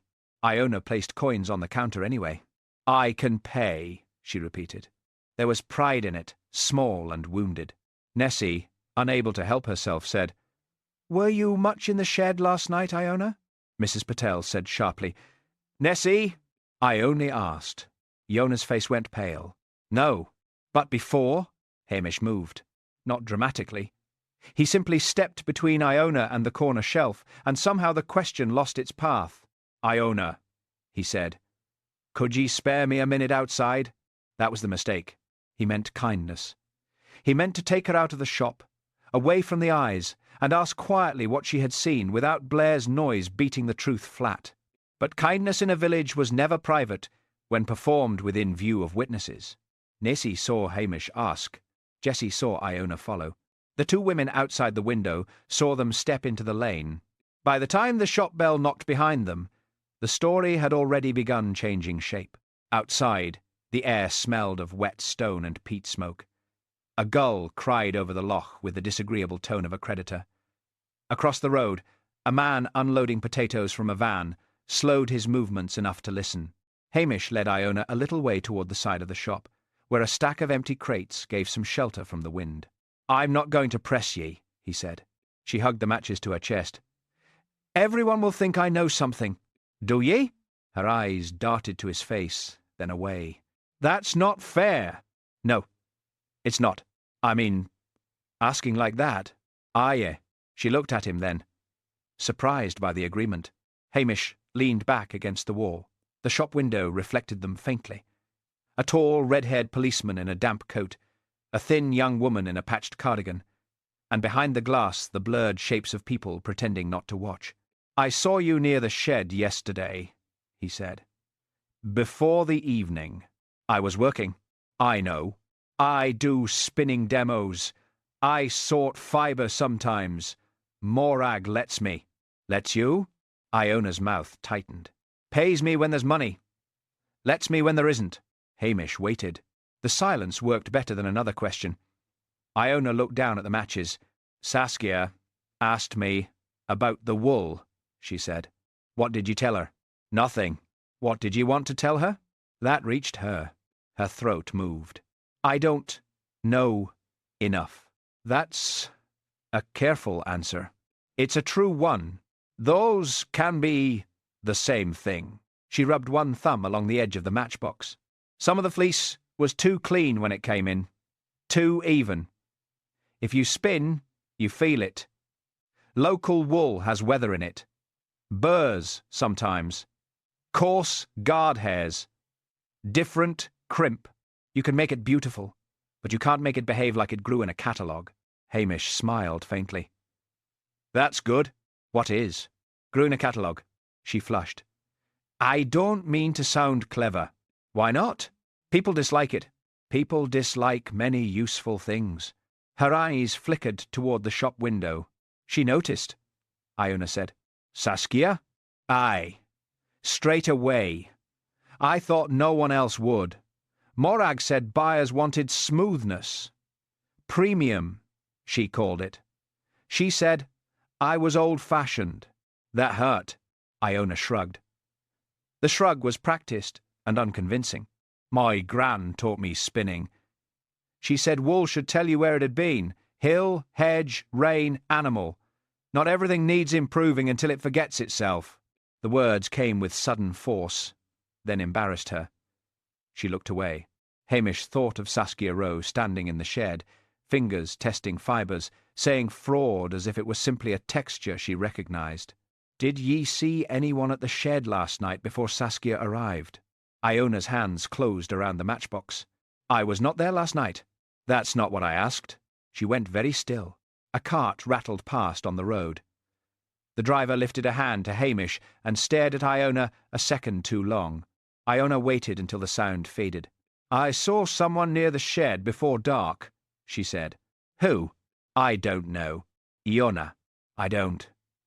There was panic in her whisper now. I saw a coat, that's all. Dark. By the rope peg outside the shed. I was coming from the hall with the carded wool basket, and I saw someone shift by the door. I thought it was Callum because of the size. Then later I thought maybe not. It was raining.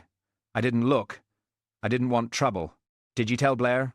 Her face answered before her mouth did. No. Why? Because if I say I saw a big figure near the shed, he'll take Callum apart. Hamish did not deny it. And if it wasn't Callum, then I've helped ruin him for nothing. There it was. The kind of decency that could look like secrecy from the wrong angle. Hamish softened his voice. Listen to me. For now, don't repeat that in the shop, or to the Curries, or to anyone who'll feed it into Blair's mouth before it has legs. I'll ask quietly. I'll protect your name as much as I can. She stared at him. My name? Aye.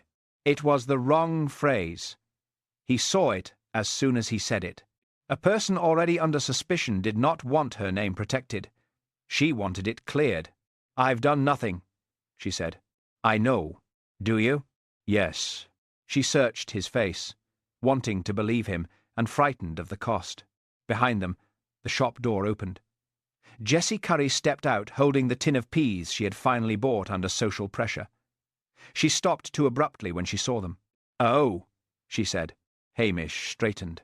Jessie, I was just away home. Then didn't I let us stop you? Jessie looked at Iona, then at Hamish, then at the matchbox in Iona's hands, as though the matches were part of something. No, she said. No, of course. She went off down the road at a pace that suggested the news might spoil if not delivered fresh. Iona's face closed. Now they'll talk. They were going to talk anyway. But now it's because of you. The words struck him harder than accusation would have. They were true enough to hurt. Iona. No, it's fine. It's not. I know it's not. She pushed past him and walked quickly away toward the lower cottages. Hamish let her go. Luggs emerged from the shop with a scone in his mouth. Mrs. Patel appeared behind him, indignant. He stole that.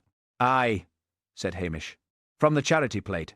The dog has no civic morals. Mrs. Patel looked down the road after Iona. Did she tell you something? Some. Will it help? It might. Will it hurt her? Hamish put his hands in his pockets. It already has. By noon, the village had improved the story. Iona had been seen in private conversation with Hamish. Iona had been warned by Hamish. Iona had been hiding something for Hamish. Iona had been crying, though she had not. Iona had been at the shed after dark, though she had said the opposite. By 1 o'clock, she had stolen the missing £27 as well, because gossip likes tidy parcels and does not mind tying unrelated things together with string. Hamish heard the latest version outside the post office from a man who had not attended Wool Day at all, but had become, by some mysterious social promotion, an authority on it. They say the lassie had her eye on the fundraiser cash. "Who says?" Hamish asked. The man shifted. "Folk! Folk have names when they're right." The man discovered urgent business elsewhere. Hamish spent the next hour moving through the village with the mild persistence of rain. He asked small questions, not official ones. Who had gone where after the stalls closed? Who had helped carry tables? Who had seen the shed door? Who had handled rope? Who had borrowed Morag's keys? The answers came wrapped in opinion. Callum had been angry. Morag had been strained. Mrs. Patel had looked worried. Iona had been odd. Saskia had been asking for it. That last phrase appeared twice, once from a young man near the harbour and once from an older woman buying paraffin. Hamish disliked it, both times. No one asked for death. Not even the difficult. Not even the proud. Not even women who carried truth like a blade and seemed surprised when people bled. By mid-afternoon, Blair came to find him. He found Hamish outside the wool shed, watching a forensic officer bag lengths of rope with the solemnity of a priest handling relics. The field was quieter now. Police tape marked the shed entrance. Yesterday's bunting still clung to the fence, cheerful in a way that had become offensive. Blair's shoes sank slightly in the mud as he approached. "Macbeth." "Sir." "I hear you've been interviewing folk." "Talking. That's what you call it when you've no authority." "Aye. And sometimes when I want answers." Blair lit a cigarette and cupped it against the wind. "I want the MacPhee lass brought in." Hamish looked at him. "For what?" Questioning. "About?" "Don't play stupid. It would be unprofessional competition." Blair's eyes narrowed. "She was in the shed. She knew the wool. She's been sneaking round with you. And there's money missing from the fundraiser. That has nothing to do with Saskia's death. You know that, do you?" "I know £27. Didn't rig a bail stack." "It shows character. It shows village arithmetic." Blair jabbed the cigarette toward him. "Callum Reid says she was near the shed." "Callum said that? He said she was about the place. Everyone was about the place. He also says she had a quarrel with Roe." Hamish frowned. "What kind of quarrel? How should I know?" "A woman's kind. Sniping over wool." "Aye. That's precise." Blair leaned closer. "Here's what I see. Young spinner feels insulted by fancy buyer. Maybe she's been dipping into fundraiser cash. Buyer notices more than wool. Girl panics. Shed accident. Crying in your arms next morning." "She wasn't crying in my arms." "Village says different." "The village has poor eyesight when excited." Blair smiled without warmth. "You're soft on her." "I'm careful with her." "Same disease." Hamish felt the quiet steel rise in him. "She's frightened, because folk like you come roaring in needing the nearest neck for your boot." Blair's face darkened. "Watch yourself." "I am? That's why I'm still polite?" For a second, Blair looked as if he might strike him. Instead, he blew smoke through his nose and turned toward the shed. "We'll pull Reid in too. Bad temper. Access. Howlier. Built like an ox. More likely than a wee lassie with spinning fingers. That your method now? Weight categories? My method gets results. Your method gets confessions from folk tired of being shouted at." Blair rounded on him. "And yours gets dead women in sheds while you stand around admiring sheep tags." Hamish said nothing. The hit landed because there was truth in the shape of it, even if not in the substance. He had been there. He had noticed the rope too late. He had pulled Saskia aside, but not far enough. The mind knew one thing. The gut kept its own ledger. Blair saw the silence and mistook it for retreat. "Stay out my road," he said. Then he stamped off toward the hall, shouting for a constable to find Callum Reid. Hamish remained by the tape. From inside the shed came the rustle of evidence bags and the low murmur of official voices. The place had been taken from the village now. The floorboards, the bales, the rope, even the smell of lanolin had become exhibits. Archie McLean came up beside him after a while. "Blair's in a mood." "Blair's always in a mood. Some days he names it. Archie looked toward the shed. They're saying Callum. Ah, yeah. They're saying Iona too. Ah, yeah. Folk like saying names. Makes them feel they've done thinking. Hamish glanced at him. Archie's weathered face was grave. He held his cap in both hands, turning it slowly. Did you see anything yesterday? I saw plenty. Not what ye need. Archie nodded toward the field. But I'll say this. Iona McPhee may hide from conversation, but she doesn't hide from work. And Callum Reid may be a hothead, but he'd rather break a man's nose in public than set a trap in the dark. That's useful. It's not proof. No. But it's people. Archie put his cap back on. Sometimes people are proof if you know them long enough. Hamish watched him walk away toward the harbour. At dusk, he went to Iona's cottage. It stood at the lower edge of the village, close enough to hear the loch slap against stone at high tide. Smoke rose thinly from the chimney. A line of washed wool hung under the eaves, pale locks stirred by the wind like small ghosts. Iona did not open the door at first. I know you're there, Hamish said. Then you know enough. Her voice came through the wood, strained and close. I'm sorry. That did open the door, but only a crack. For what? For asking ye outside the shop. She looked at him through the gap. You made me look guilty. I told you something because you said you'd protect my name. I said it badly. You did it badly. Yeah. That seemed to disarm her more than defence would have. The door opened a little wider. Inside, the cottage was small, neat, and cold despite the fire. A spinning wheel stood near the window. Bundles of fibre lay on a sheet over the table. A photograph of an older woman, probably her grandmother, rested on the mantel beside a chipped mug full of knitting needles. I can't have them thinking I stole money, Iona said. I know. I can't have them thinking I killed her. I know that too. But knowing does nothing.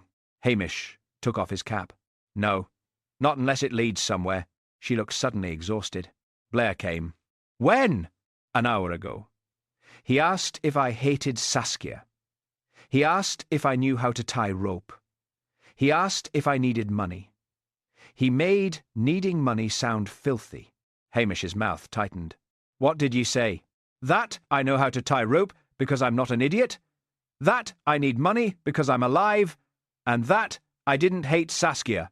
Did ye? She looked toward the spinning wheel. No. After a moment she said, I wanted her to be wrong. That's different. She opened the door fully then. Hamish did not enter. Sometimes stepping into a house made a conversation official, and he wanted this one to remain human. Iona reached behind the door and brought out a small slate label on a bit of string. I found this near the demo table yesterday afternoon. It fell from one of the bales. I meant to give it to Morag, but then everything happened. Hamish took it. The slate was marked in chalk. N. G. 42. North grazing, perhaps? The string attached to it was greasy with lanolin. One side of the slate had a pale scrape where something had rubbed against it repeatedly. Why did you not give this to Blair? Her look was answer enough. Aye, Hamish said. There's something else. He waited. Iona's voice dropped. The tag marks. The clipped corners. Hamish became very still. What about them? I was told not to look too closely. By who? She swallowed. Morag. A gull cried out over the darkening loch. Hamish put the slate label carefully into his pocket. What exactly did she say? That the marked sheep were for sorting only.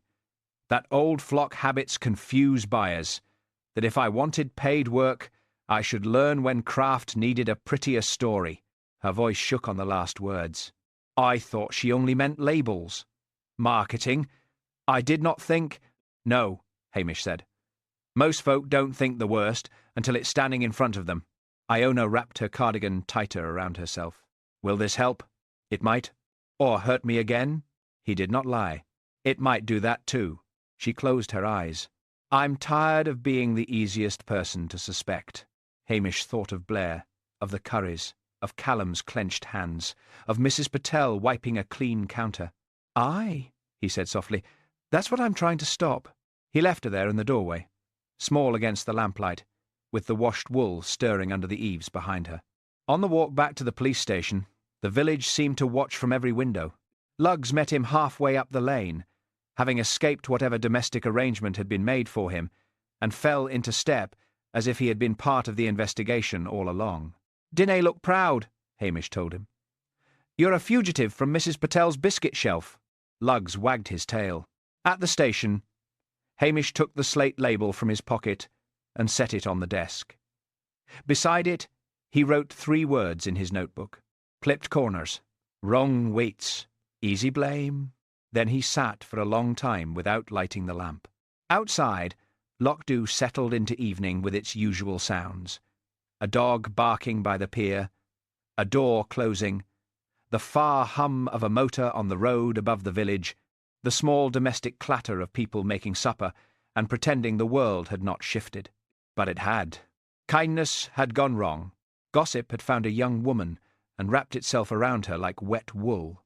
And somewhere beneath the village's wounded pride, Hamish could feel the shape of a lie that had not yet finished tightening. Chapter 6. Blair's Easy Man. Callum Reed's Haulier Yard sat on the road above Lochdubh, where the village thinned into rough grass, wind-bent fencing, and sheds built less for beauty than survival. It was not a yard in the grand sense. There was 1 lorry, 1 smaller van, a corrugated storage shed, a stack of timber under a blue tarp, 3 rusted oil drums, and a gate that had been repaired so many times it seemed to be held together by argument. The ground was packed mud and gravel, with dark patches where oil had marked its territory. Above it all, the wind came down from the hill and snapped at every loose thing.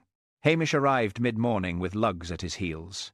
The dog sniffed a tire, considered the yard socially beneath him, and settled beside the gate where he could block it most efficiently. Callum was under the lorry. Only his boots showed. "Morning," Hamish called. A spanner clanged. "If that's Blair, I've got diesel in my eye and a temper in my hand." "It's not Blair." Callum slid out on a creeper board, face streaked with oil, hair damp from the wind. He looked up at Hamish and did not soften. "That's supposed to make me happier?" "It usually does." Callum wiped his hands on a rag and stood. He was taller than Hamish by several inches, and broader by enough to make people believe simple stories about him. The village had always liked Callum best when he was useful, and worst when he was visible. A man who could haul a piano, fix a fence, and pull a van from a ditch was valued. A man who shouted when insulted was remembered. "You here to take me in?" he asked. "No." Blair was. "Aye. He has a fondness for doors and drama. He came at 7. Banged the place like I was hiding smugglers." "Were ye?" Callum's mouth twitched despite himself. "Only if sheep feed counts." He asked about the shed. He asked about everything. Where I was, who I hated, why my rope knots are better than my manners. And are they?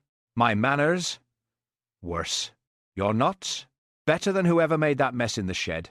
Hamish's eyes sharpened slightly, but he did not pounce on the line. Pouncing made people defensive. Better to let a thing believe it had wandered out by itself. "You saw the knot?" Callum leaned back against the lorry. "After. From the door. Blair shoved me away quick enough, but I saw the hanging cord. That wasn't a haulier's tie. That was somebody copying one from memory after untying it. Could ye do it?" Callum starred. "I could rig a stack to fall. Aye. I could also drive a lorry into the shop, cut a man's brake line, or drown somebody in a rain barrel if we're listing things hands can do." "That wasnae what I meant." "It's what Blair meant." The wind lifted the tarp from the timber stack and slapped it down again. Lugs raised his head, offended by the noise, then settled with a sigh. Hamish looked around the yard. Brown rope hung from a nail by the shed. Blue bail cord lay coiled in a crate. Delivery notes were clipped to a board near the lorry door beneath a bit of plastic sheeting. The place was untidy, but not careless. There was a pattern beneath the roughness. "Blair likes a man who fits a headline," Hamish said. Callum gave a short laugh. "Local brute kills posh buyer?" "Something like that. Better than local organiser does anything wrong. Folk would choke on that one." Hamish said nothing. Callum noticed. What? Do ye think Morag did anything wrong? The Harlier pushed the oily rag deep into one pocket. I think Morag did everything right until right stopped paying. That's a careful answer from a careless man. I'm not careless. No. For the first time, Callum looked away. The silence held a kind of respect in it. Hamish had learned that some men were rough because they were cruel, some because they were frightened, and some because gentleness had been knocked out of them in public once too often. Callum had never asked anyone to understand which kind he was. He nodded toward the lorry. I hauled what I was told to haul.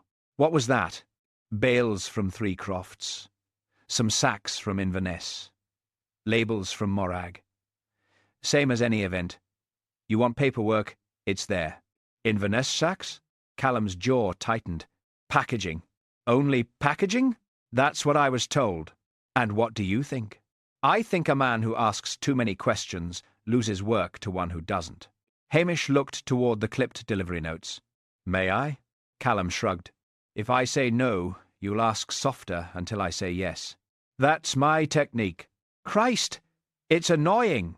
Aye, saves shouting.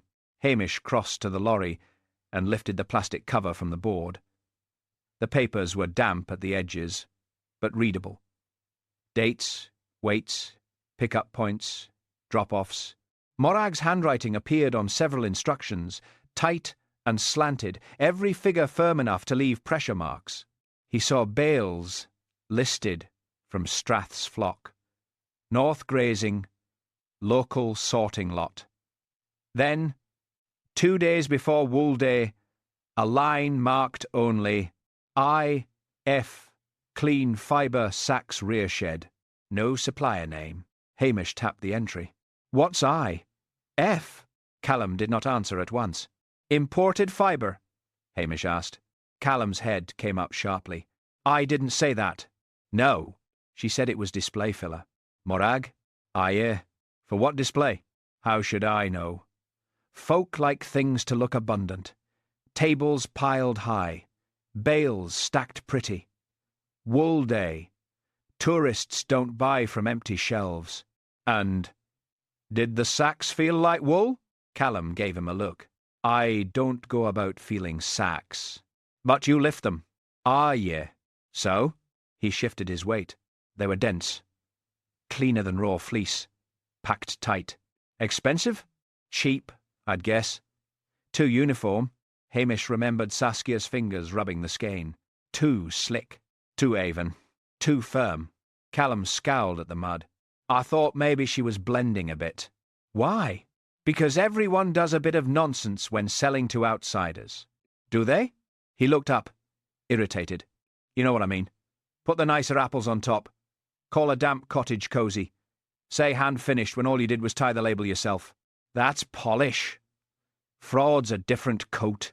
Well, it wasn't my coat.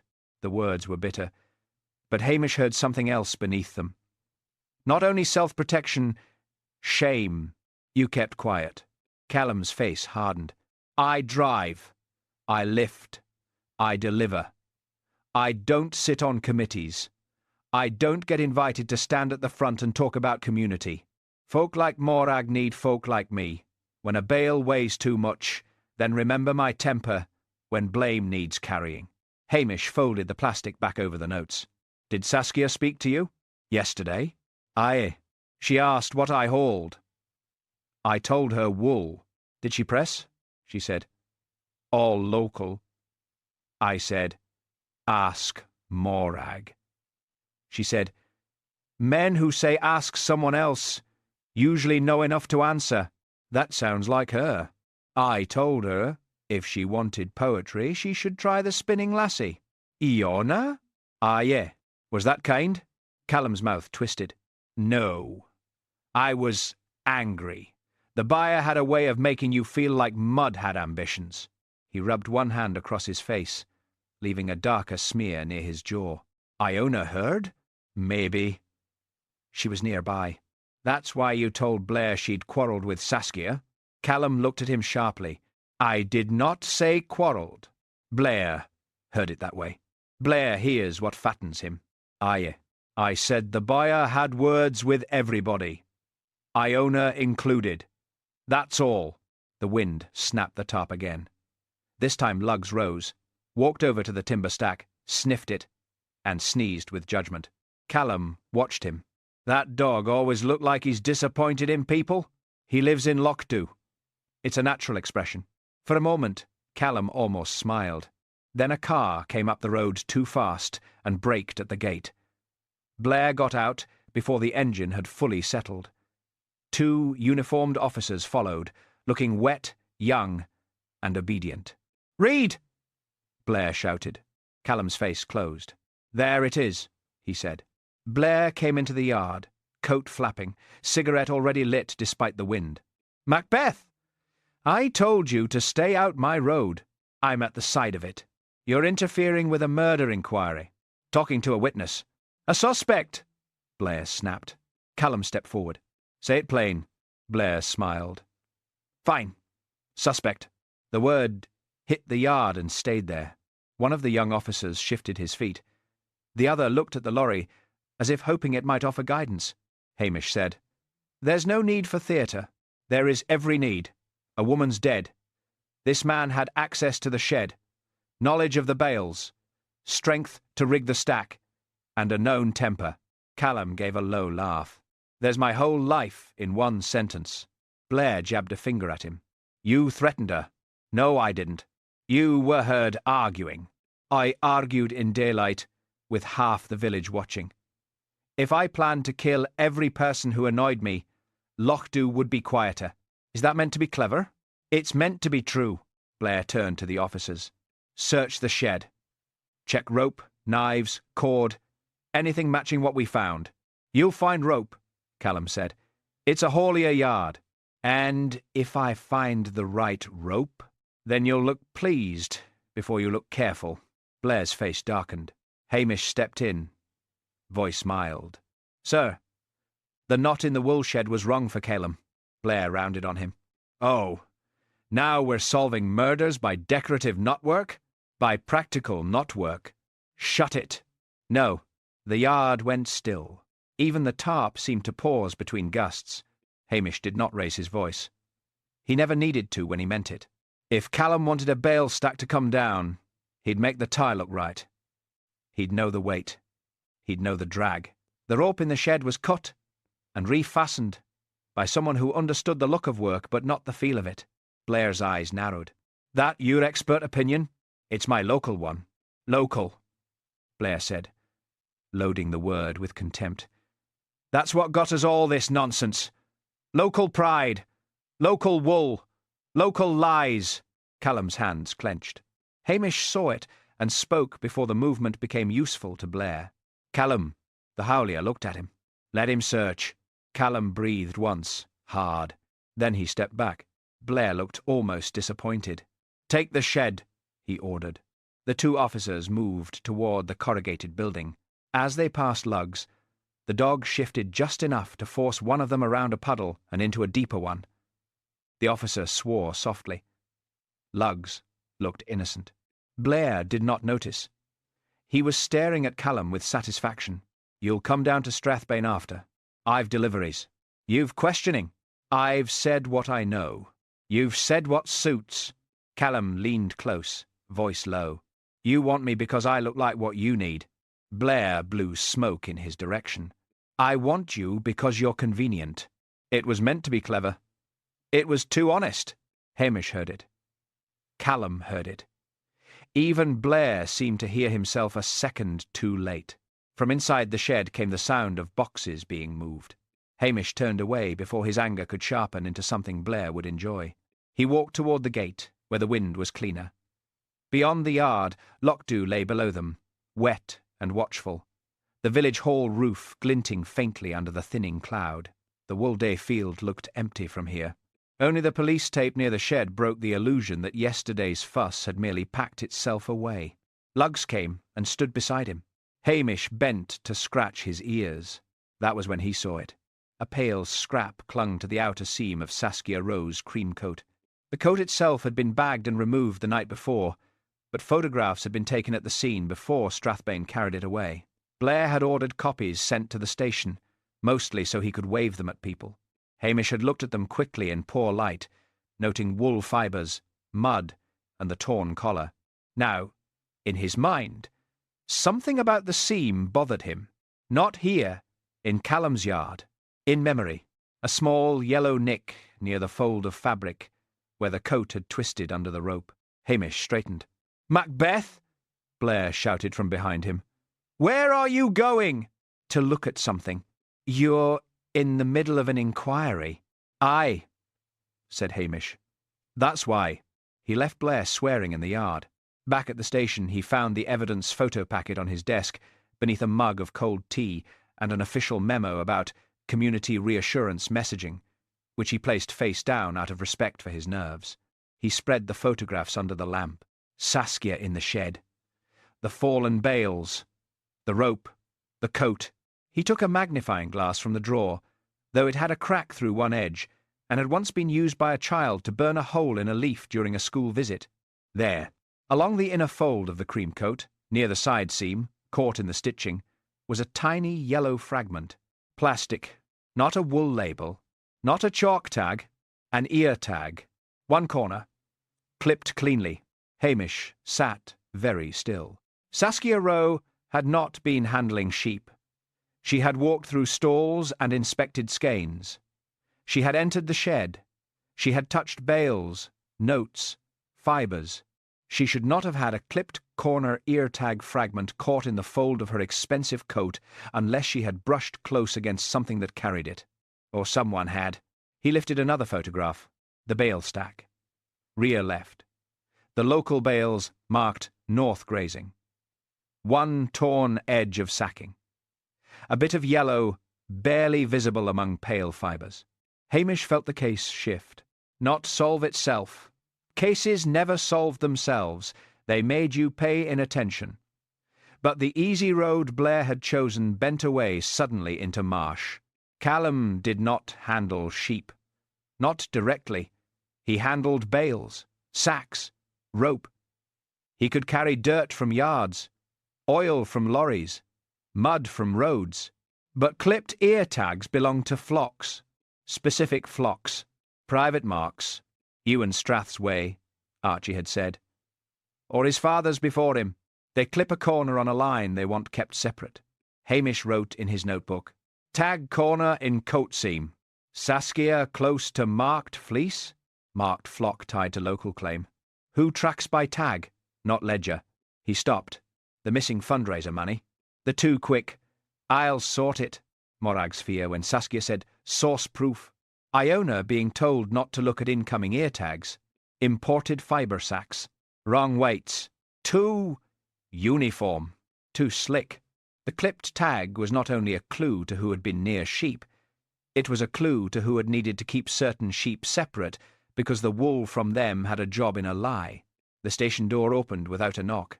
Mrs. Patel came in, carrying a covered bowl. "I brought soup," she said. "Not because you look thin. You do not. Because you look as if tea has failed. That's kind. It is lentil. Kindness has limits." Lugs rose from the corner and approached with reverence. "Not for you," Mrs. Patel told him. Lugs sat, wounded. Hamish covered the photographs quickly, but not quickly enough. Mrs. Patel saw Saskia's coat. Her face changed. "I'm sorry," Hamish said. "No, I should not have looked." She set the bowl on the desk. "Have they arrested Callum?" "Not yet, but they will. Blair wants to." Mrs. Patel's mouth tightened. "It is easier, yes?" "Ah, yeah." Callum shouts. Iona goes quiet. People think both are guilt. She looked toward the window, where the village road was turning gold under a break in the cloud. "Morag smiles," she said softly. Hamish looked at her. Mrs. Patel seemed surprised by her own words. "I should not say that." "Why not?" "Because smiling is not guilt either." "No, but some smiles are doors." "Hamish, let that settle. What did ye see yesterday at the fundraiser table?" She frowned. "The missing money?" "Aye. I saw too much, and not enough. Morag had the envelope. Then I had it. Then she took it. People came and went. Did Morag put money in?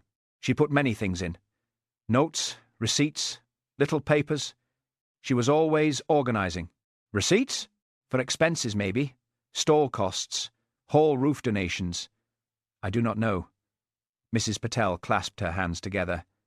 Hamish, if someone took money, it was not much. Sometimes small money covers large shame. Her eyes lifted. You think the envelope is part of this? I think it may have been used to make folk look in the wrong direction. Toward me? He did not answer fast enough. Her face closed, but she did not cry. Mrs. Patel was not a woman who gave tears easily to rooms where men had desks. I wondered, she said. Not that you thought so. That someone wanted it thought. Hamish's voice was gentle. I don't think you took it. I know, but knowing, as Iona had said, did nothing by itself. Mrs. Patel straightened the edge of the cloth covering the bowl. I will go. The shop is full of people buying one thing each so they can hear 3 things free. At the door she paused. Callum came in last week for string. He paid exact. Iona came in for oats and counted pennies twice. Morag came in for envelopes and would not let me put them on the shop account. Hamish looked up. When? Thursday? What kind of envelopes? Brown. Ordinary.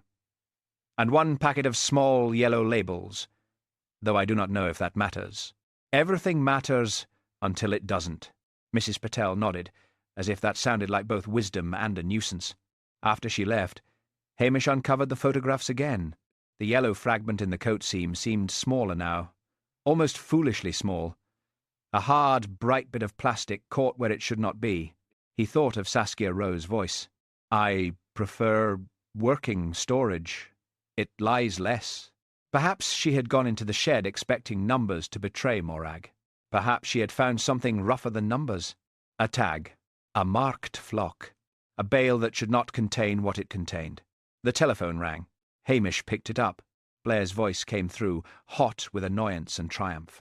We found rope in Reed's shed matching the type. Of course ye did. He's a haulier. And a knife. Does he cut rope with prayers? Don't get smart, Macbeth. I'm bringing him in. On rope and a knife? On opportunity, temper, access, and your fairy stories about knots failing to impress me. Hamish looked at the photograph of the coat. There's an ear tag fragment in Saskia's coat seam. A pause. What? A clipped corner yellow fragment.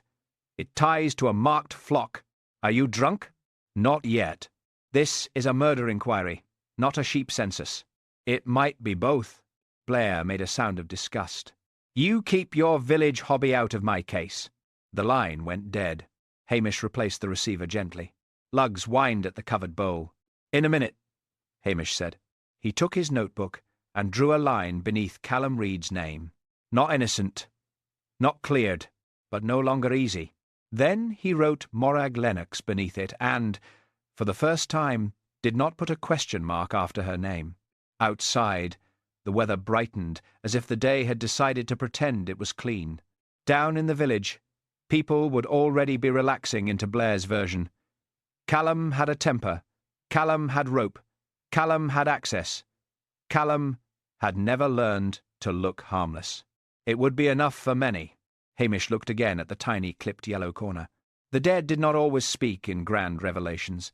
Sometimes they spoke in scraps caught in seams, in grease under tablecloths, in weights that sat wrong on a scale. He lifted the bowl of soup and gave Lugs a stern look. No. Lugs placed his head on Hamish's knee with profound sorrow. Hamish ate 1 spoonful. The soup was warm, peppery, and better than anything Strathbane had ever put in a canteen bowl. For a brief moment, the world returned to something like sense. Then the station door opened again, and Archie McLean stepped in, rain on his cap though the sky was almost clear. Hamish, he said.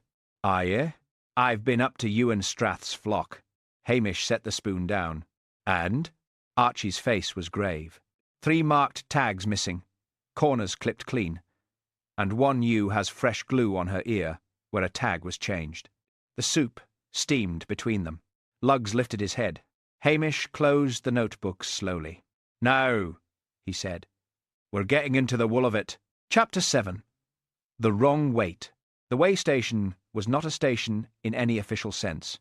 It was a wooden platform scale kept in a corner of the wool shed, dragged out whenever bales, feed sacks, or arguments required numbers.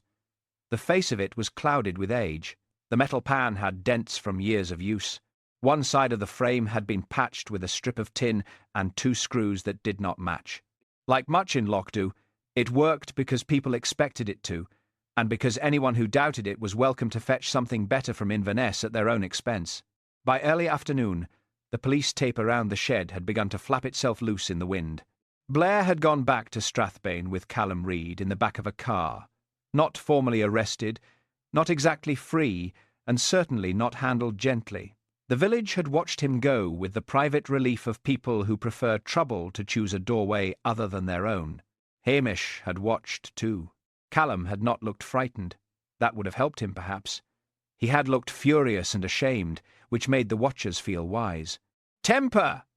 Nessie Curry had said from behind the post-office wall. "Always a sign," Jessie had agreed. "A sign of what?" Hamish had asked. Jessie had looked startled. "Well, temper. That was the trouble. In a village, a word could become its own proof if spoken often enough. Now the field lay almost empty. Archie McLean stood beside Hamish near the shed door, cap low, hands deep in his coat pockets. He had brought a list of ear-tag numbers from Ewan Strath, written on the back of a feed receipt in pencil. "Ewan's no pleased," Archie said. "Folk rarely are when sheep start giving evidence. He says the tags were there last week. 3 missing now and 1 changed. Who would notice? Ewan would. He's old-fashioned, but not daft. Keeps flock in his head better than some folk keep family." Hamish looked at the pencilled numbers. "And the clipped corner marks?" "Only on a certain line. Ewan's father started it. Good fleece, particular crimp, coarser than the soft-stuff tourist stroke, but strong, takes dye well. They keep it separate for proper spinning. Useful for proving local origin." Archie glanced at him. "Aye. If a buyer knew what she was looking at." Saskia had known. The thought settled in the shed like cold air. Hamish stepped inside. The place had been disturbed by death, police, and weather, but it had not lost itself entirely. Bales still lined the walls. Fibres drifted in corners. The old ropes hung in loops. A bucket caught a slow leak from the roof with small, patient ticks. Sonsie was nowhere to be seen, which meant she was probably somewhere she should not be. Luggs remained outside, blocking the doorway with his usual instinct for inconvenience. Hamish crossed to the platform scale. The bales marked NG had been shifted to one side after the collapse. The chalk marks remained on slate labels tied with greasy string: NG 41, NG 42, NG 43.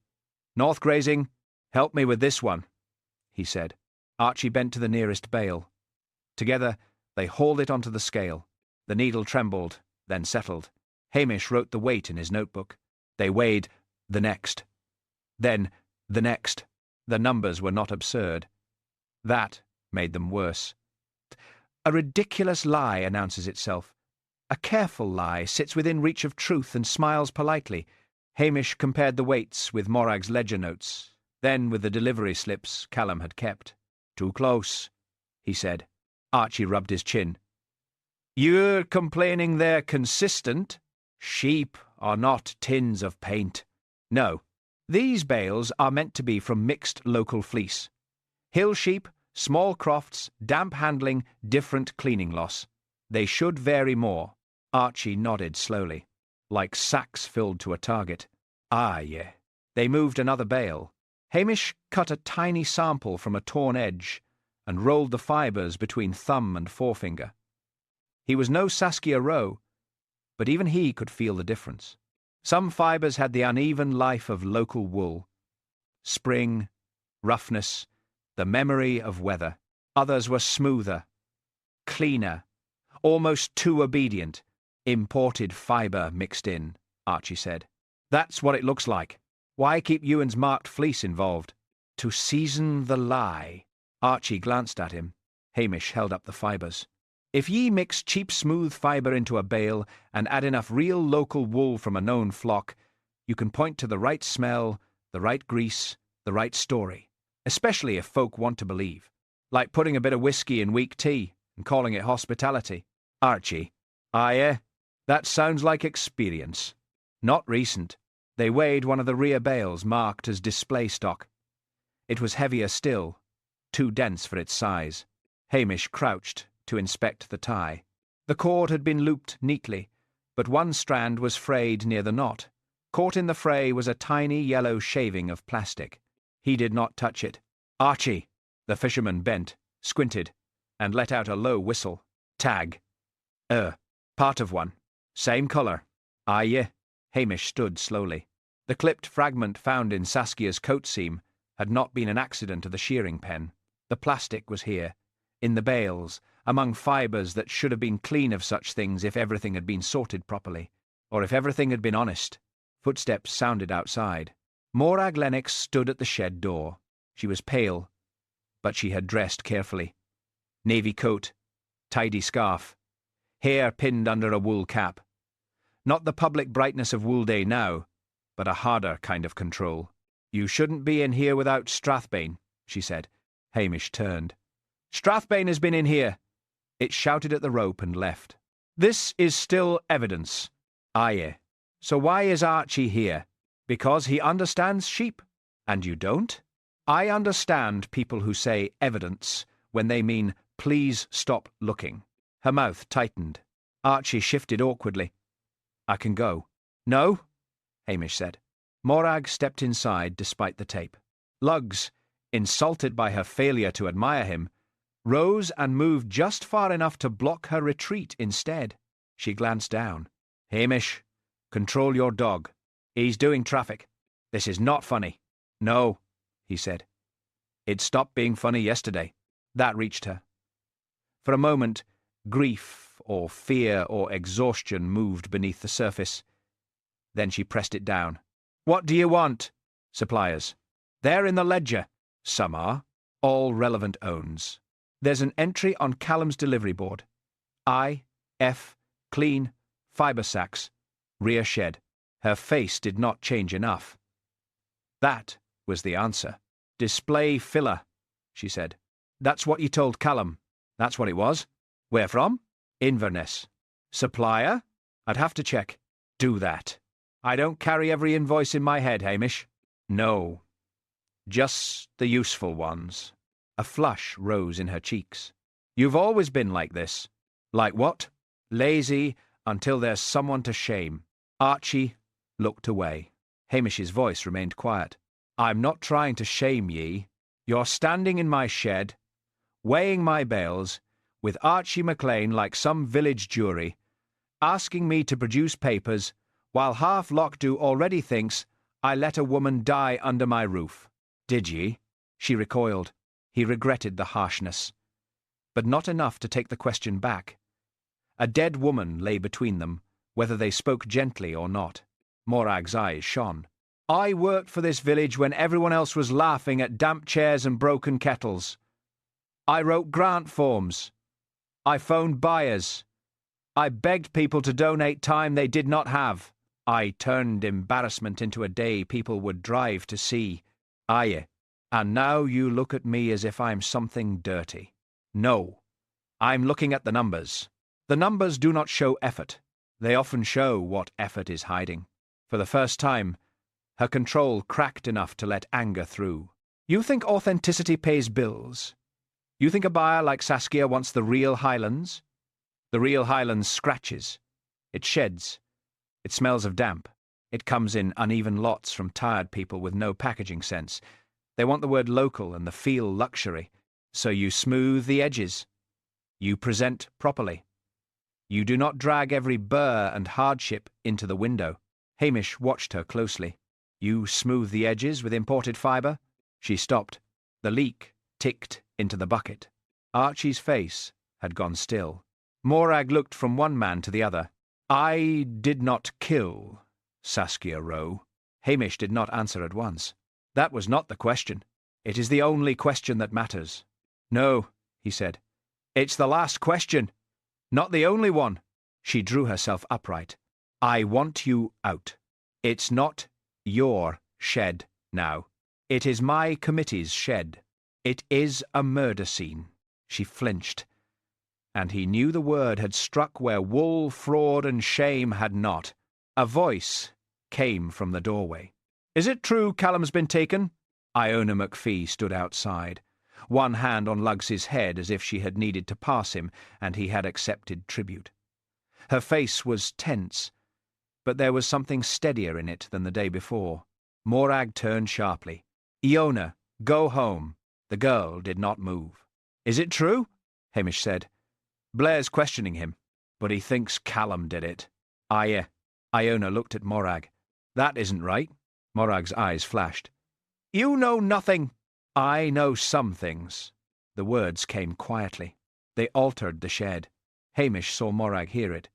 He also saw her decide, in that instant, whether to soothe or silence. She chose the second.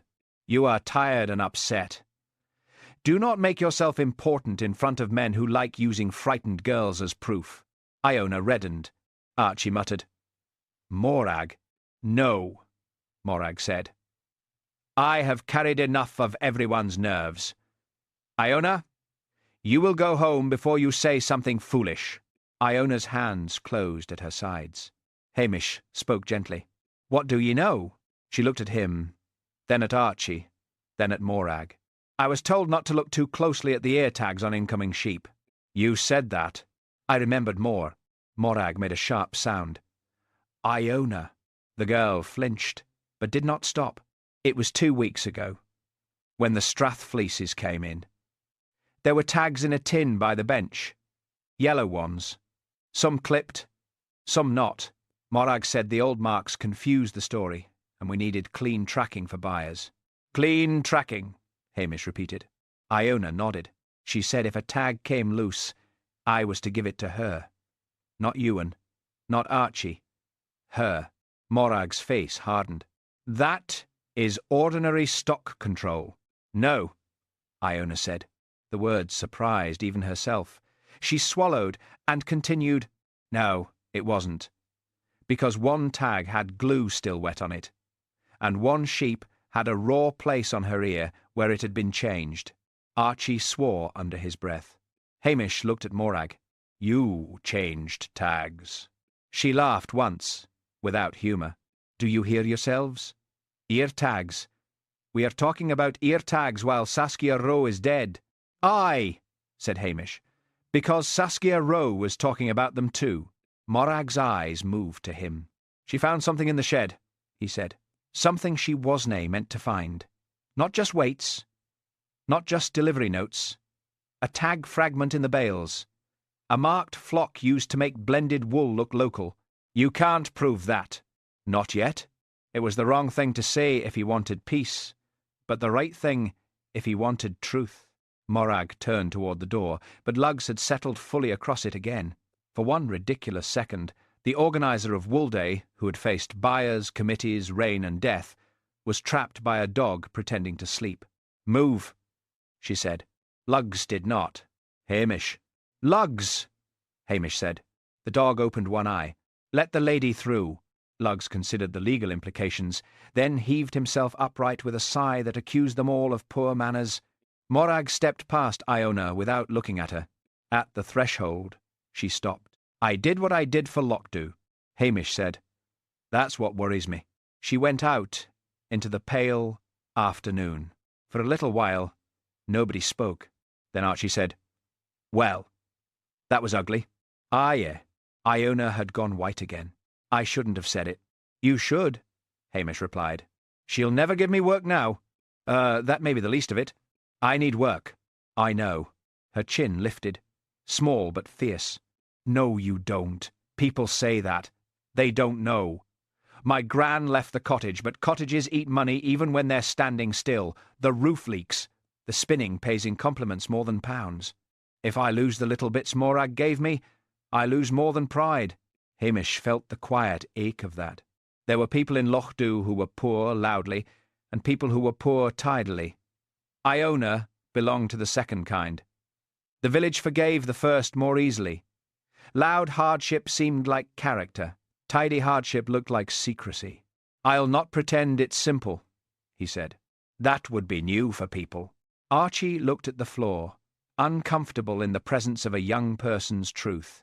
Iona took a breath and pointed toward the rear stack. "There's something else about the weights." Hamish turned. "What?" "If those bales are meant to be north grazing, the Lanolin's wrong." Archie's brows rose. "Can ye tell that?" "Not always. But Ewan's marked line is heavy with grease. You feel it. It clings. These—" She stepped inside and touched the edge of one bale with 2 fingers. "Some parts are right. Some are too dry. Washed before mixing, maybe. Or from stock that never saw our hills." Hamish handed her a clean paper evidence sleeve from his pocket. "Show me where." She hesitated. "If I touch it—" "Point, then." She pointed to 3 places along the torn bale edge. Hamish took tiny fibre samples from each and sealed them separately. He marked the sleeve with date, bale number, and location. Archie watched with approval. "You'd make a better officer than half Strathbane." Iona gave the smallest possible smile. "I'd rather work with wool. It shouts less." Hamish smiled too, but the moment did not last. From outside came a car engine. Blair's car came hard into the field entrance and stopped with a spray of wet gravel. He got out with his coat open and his face purpled by temper. "Macbeth." "Aye," Hamish said softly. "The mountain speaks." Blair strode into the shed, saw Iona, saw Archie, saw the scale, and understood none of it in the most aggressive possible way. "What the hell is this?" "Measuring." "This is an active investigation." "Aye. That's why measuring helps." Blair pointed at Iona. "And why is she here?" "She had information." "She's a suspect." "She's a witness." "She's whatever I say she is." Hamish's face changed. Not much. But Iona noticed. Archie noticed. Even Lugs, outside, lifted his head. Hamish's voice stayed mild, but something in it thinned and sharpened. "No, Blair. She isnae whatever you say she is." Blair blinked once. Hamish stepped closer. "She's a young woman who worked hard for folk who paid her little and praised her less. She saw things because everyone thought she was too quiet to matter. If you bully her into silence, you'll no be solving a murder. You'll be making one more frightened person in a village already full of them." Blair's mouth tightened. "You done?" "No." The word came soft and sibilant. The shed seemed to listen. "You took Callum because he looked easy. You came for Iona because fear looks like guilt to men in a hurry. And all the while, the bales sit here weighing wrong, the tags are changed, the imported fibre slips into local wool, and the woman who noticed ends up under a staged stack." Blair's eyes flicked, unwillingly, to the bales. Imported fibre? Hamish saw the tiny shift. Blair had not believed the ear tag, but he understood fraud when it had the smell of a headline. "Aye," Hamish said. "And if you'd stop shouting long enough, you might hear the case." For a moment, Blair seemed caught between rage and interest. "Interest won, but only barely. What have you got?" Hamish laid it out, without decoration. The bale weights were too uniform. The fibre texture was mixed. Callum had delivered unidentified clean fibre sacks. Iona had been told not to look too closely at changed tags. Archie had checked Ewan Strath's flock and found missing clipped corner tags. A yellow tag fragment appeared in Saskia's coat seam, and another was caught in a bale tie. Blair listened with increasing impatience, but he listened. When Hamish finished, Blair said, "So it's fraud." "Part of it. But fraud isn't murder." "No. Shame is more often the bridge." Blair stared at him. "Christ, Macbeth, must you talk like a schoolteacher with a hangover? Would ye prefer a diagram? I'd prefer a confession." "Aye. That's always been your weakness." Blair looked ready to explode, but the young constable behind him stepped forward, holding a plastic evidence bag. "Sir," from Callum Reed's questioning. He says Morag asked him to move the unidentified sacks after dark 2 nights before Wool Day. Told him not to log the supplier because it was committee stock. Blair snatched the bag. Inside was a copy of Callum's delivery sheet with the I.F. entry circled in pen. Hamish kept his face still. Blair looked from the paper to the bales. Then to Iona. Then to Hamish. "Bring Morag Lennox in." Hamish shook his head. "Not yet." Blair's head snapped up. "What? If you drag her now, she'll talk committee language till midnight. We need the money, the delivery proof, and the link to Saskia's death. We have enough. To question. Not to break the story. I don't need your permission. No.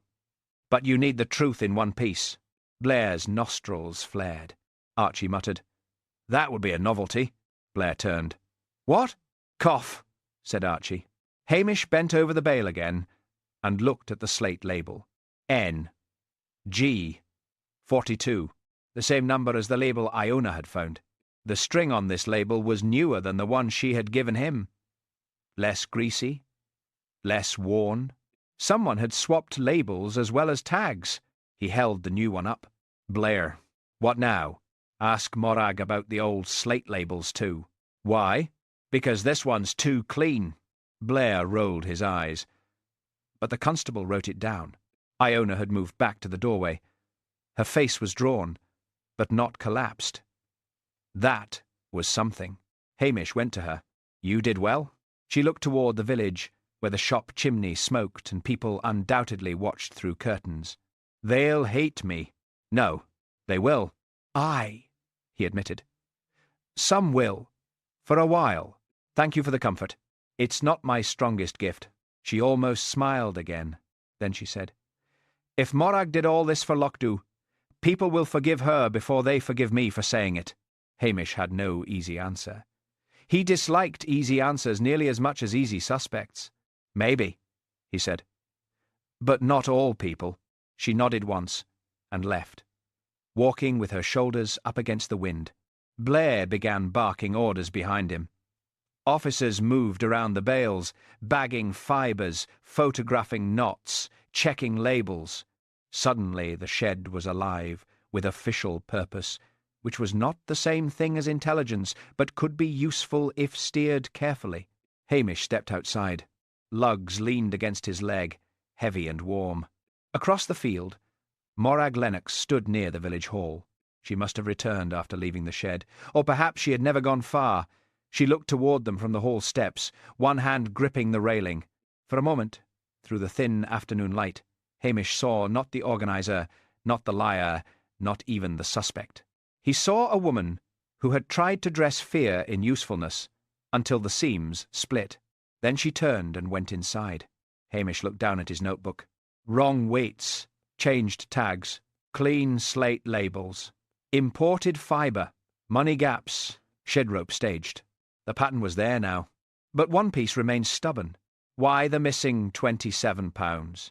Too small for profit. Too public for accident. Too ugly in its effect. A tiny amount that had made everyone look at Mrs. Patel, then Iona, then Callum. A small shame used to prepare a larger one. The wind lifted a scrap of bunting from the fence and sent it skittering across the wet grass.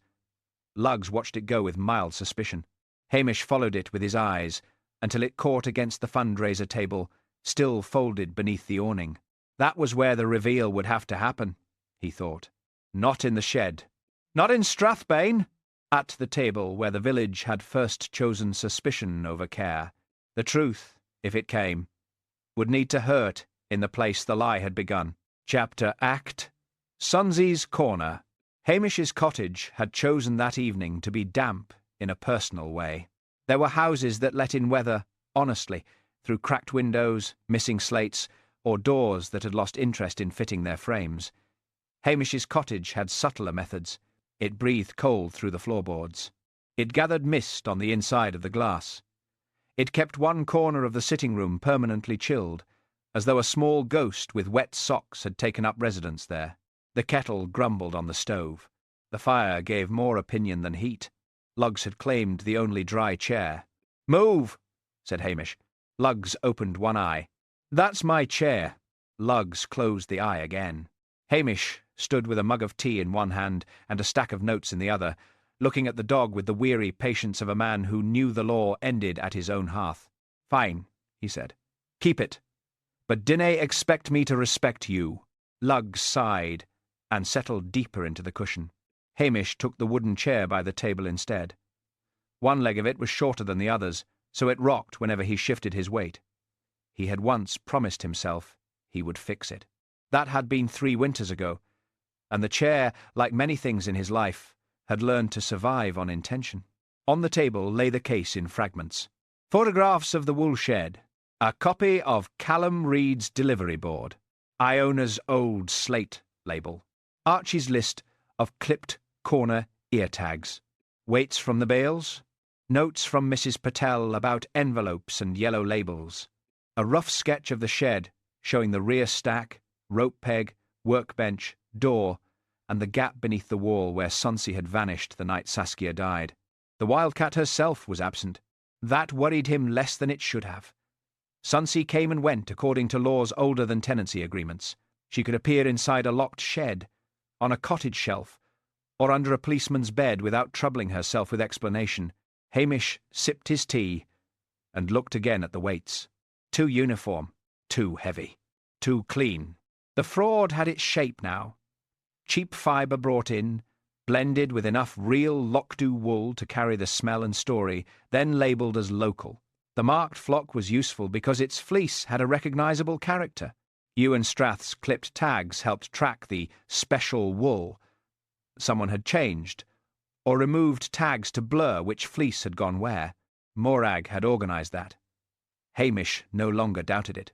But murder was a sterner matter. A fraud might shame a committee. A murder hanged itself around a soul. He leaned back, and the chair wobbled.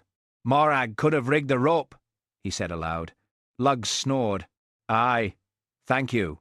Morag had keys. Morag had been at the shed. Morag had reason to fear Saskia. Morag had known the layout and the bales. Yet the bad retie still bothered him. It looked like someone who understood appearances but not weight. Morag understood appearance. That much was certain. But did she understand weight? He thought of her hands around the keys, clipboard ribbons, tablecloths, labels, schedules, polite speeches. She knew how to make things look firm. She might not know when a bale was ready to fall, unless someone had helped. Calum had knowledge of bales, but the wrong knot argued against him. Iona understood fibre, not necessarily stacked weight.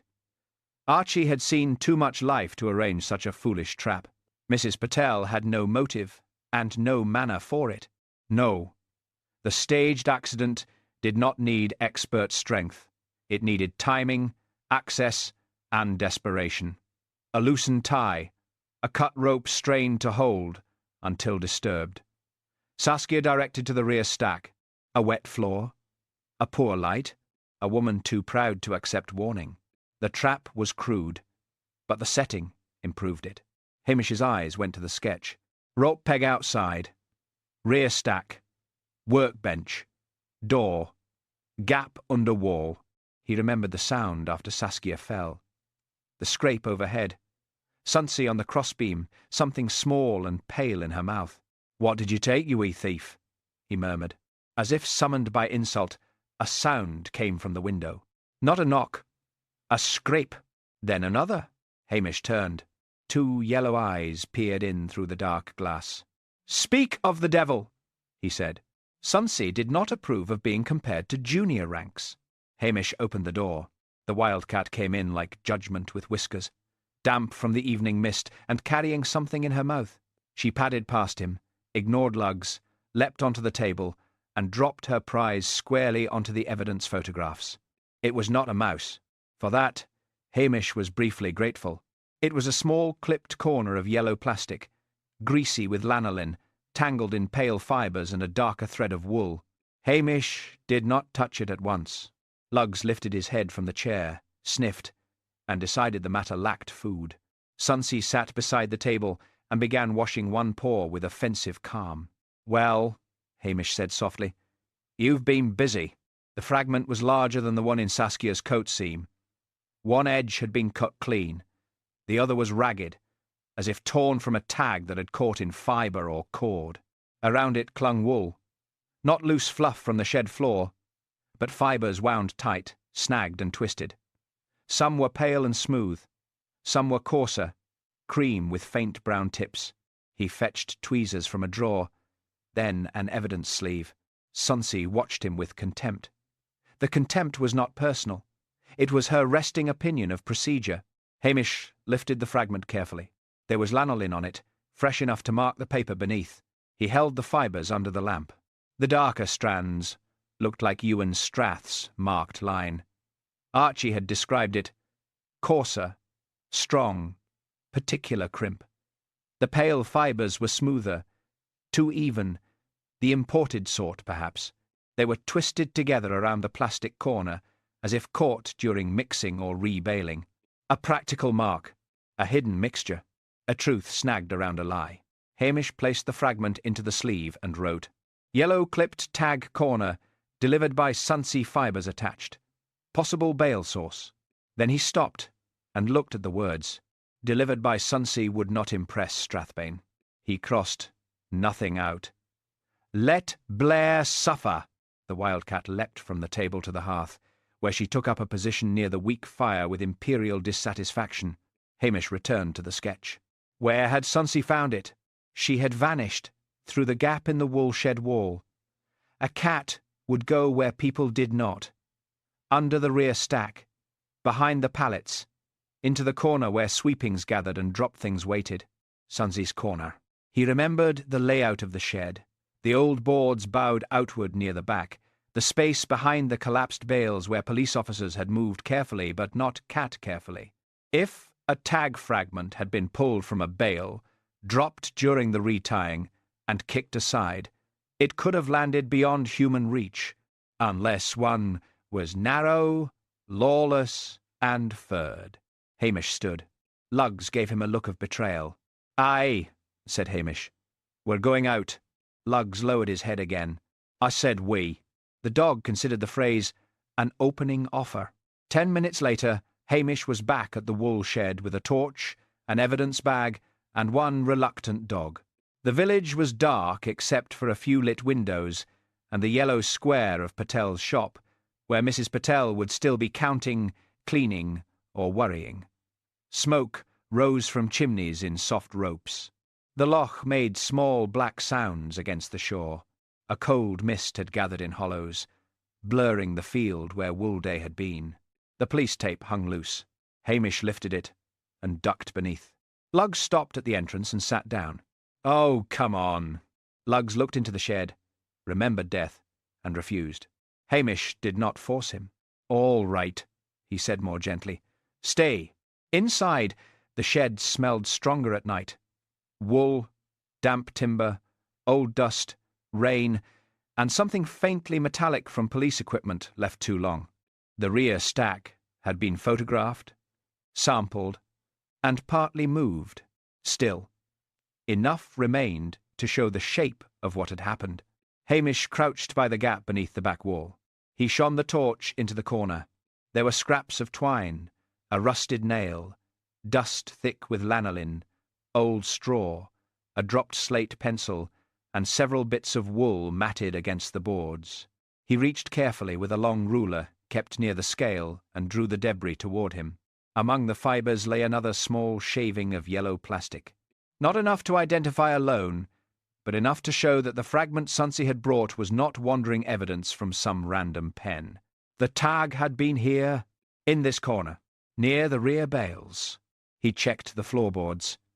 There, half hidden beneath a smear of grease, were drag marks. Not from the fallen bale, smaller, lower, a sack dragged from the rear corner toward the stack. He followed the marks with his torch. They led to a place beside the workbench where the floor was cleaner, recently swept. On the wall above it hung the rope peg. The peg had a splintered edge. He leaned in. Fibres clung to the splinter. Pale, smooth wool, and coarser local wool mixed together. Someone had dragged sacks or bales past the peg, caught fibre, then later used the same area for the rigged rope. The murder had been staged in the very place where the fraud had been worked. Not separate acts, one hiding inside the other. Hamish rose and bumped his head on a low beam. Ah, blast. From the doorway, Lugs gave a soft whine which sounded regrettably like comment. I heard that. He bagged the yellow shaving and fibres from the peg separately. Then he looked at the rear bales again. One bale marked NG42 had a torn edge along the lower seam. Police had sampled it, but not deeply. Hamish did not cut further. Instead, he crouched and used his torch to inspect the tear. Inside the outer layer of local fleece, the paler fibre lay packed tightly. A skin of Lochdubh over a body of something else. That was the lie in plain form. He thought of Morag's words. They want the word local and the feel luxury.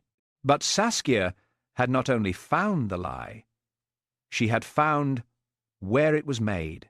She had perhaps found tag fragments in the mixed bales, or seen changed slate labels, or compared delivery notes to weights and realized the local stock had been dressed up with marked fleece from Ewan's flock. She had threatened to expose it. Morag, facing humiliation, financial collapse, and public shame, had chosen a desperate cure. The staged accident had been meant to look like a careless shed collapse. If blame wandered, it would wander toward Callum, the man who handled bales and temper poorly, or toward Iona, the quiet spinner who knew too much and lacked social armour. Either would do. The village would help. That last thought made Hamish feel colder than the shed. The murderer had counted not only on rope and weight, but on Lochdubh's willingness to blame the easiest person. He stepped outside. Mist had softened the field.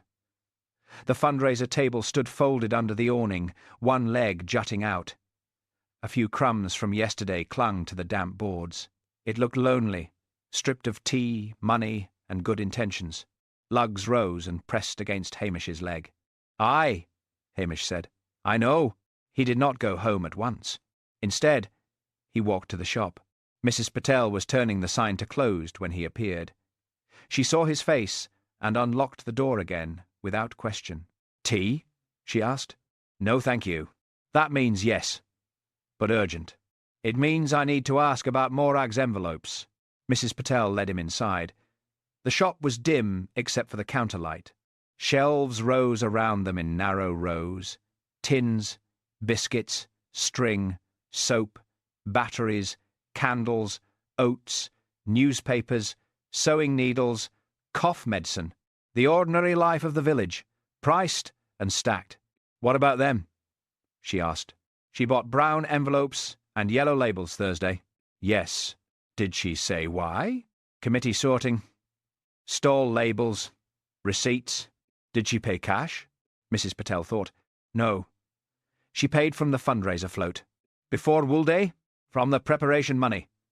There is always some. For tablecloths, printing, small things." "Who checked that float?" "Morag." "Anyone else?" "She said she would reconcile it after the event." Hamish nodded. There was the missing money's doorway. Not stolen from the public stall, perhaps, but shifted earlier. A small gap in preparation funds, then covered by confusing the day's takings. If £27 was already missing, she could make it seem stolen during Wool Day. Let suspicion spread. Let Mrs. Patel feel too ashamed to challenge. Let the village talk itself into a fog. "Did Morag ever ask you to change notes? Break larger bills?" Mrs. Patel's eyebrows drew together. "Yes. That morning. She gave me small notes and coins to start the float. I remember because one £5 note had a tear with tape on it. She said not to put that in the charity envelope. It looked shabby for visitors. She cared how money looked. She cared how everything looked." The sentence sat between them. Hamish looked at the counter where the fundraiser traybakes had stood. He imagined Morag's hands moving. Envelopes, receipts, notes, labels, always organising. Always controlling the story before anyone else could read it. "Mrs. Patel," he said, "if the missing money is explained, would that help?" Her face changed, but cautiously. Hope in Lochdubh learned to check the weather. It would help my sleep. I cannae promise all of it yet. No. You never promise when you mean it. That sounds like an insult. It is a compliment with Scottish packaging. He smiled. She took a paper bag from beneath the counter and filled it with 2 scones. For Lugs, she said. He stole from you. Yes. But he is honest about it. Hamish took the bag. At the door, she said, Hamish, are ye? Was Saskia right? He looked back. Mrs. Patel stood with her hands clasped at her waist, the shop light behind her. She looked tired and kind and ashamed of a thing she had not done. About the wool? He asked. Yes? Aye, he said softly. I think she was. Mrs. Patel nodded once. That will hurt people. It should. She looked down. Then let it hurt the right ones. Outside. The mist had thickened. Hamish returned to the cottage with the evidence sleeves tucked carefully in his coat and the paper bag of scones in one hand. Lugs carried himself with renewed purpose, having smelt justice in baked form. At home, Sonsie had taken the dry chair. Lugs stopped dead in the doorway. Oh! Now you care about the chair, Hamish said. Sonsie stared at them both, unmoved. Hamish placed the evidence beside his notes and added new lines to the ledger. Sonsie tag fragment. Fibres from mixed bale. Rear corner. Yellow shavings. Drag marks. Rope peg. Mixed fibres snagged. Fraud worked where death staged. Fundraiser shortfall likely pre-existing redirected.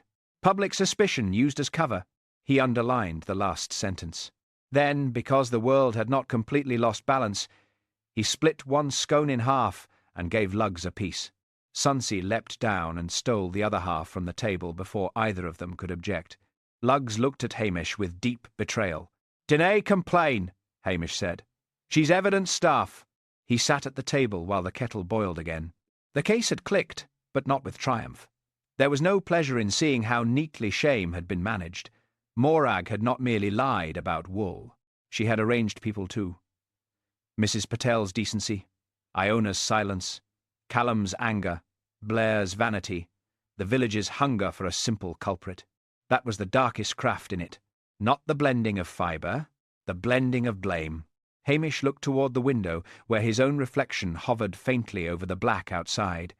He looked tired, older than the morning, and less amused by the world than he preferred to be. Tomorrow, he would have to bring the truth into public. Not because spectacle pleased him. It did not. But because the lie had been public from the start, it had begun at tables, stalls, whispers, glances, and polite little withdrawals of trust. It had made Mrs. Patel lower her eyes in her own shop. It had made Iona doubt the safety of speaking. It had allowed Callum to be taken away while people watched with relief. A private explanation would not repair that. Only a public hurt might. The kettle began to whistle. Lugs rested his chin on Hamish's knee. Sonsie washed her paws by the fire, her work complete and her conscience immaculate. Hamish scratched Lugs behind the ear and looked at the clipped yellow fragment sealed in its little bag. A tiny mark, made for convenience. A corner cut away, so one flock could be known from another. And now it had become the thing that would not let a village pretend it had not seen. Chapter 9. The Sale Table Reveal. The next morning, Lochdubh did what villages often do after a death. It made tea. It moved chairs.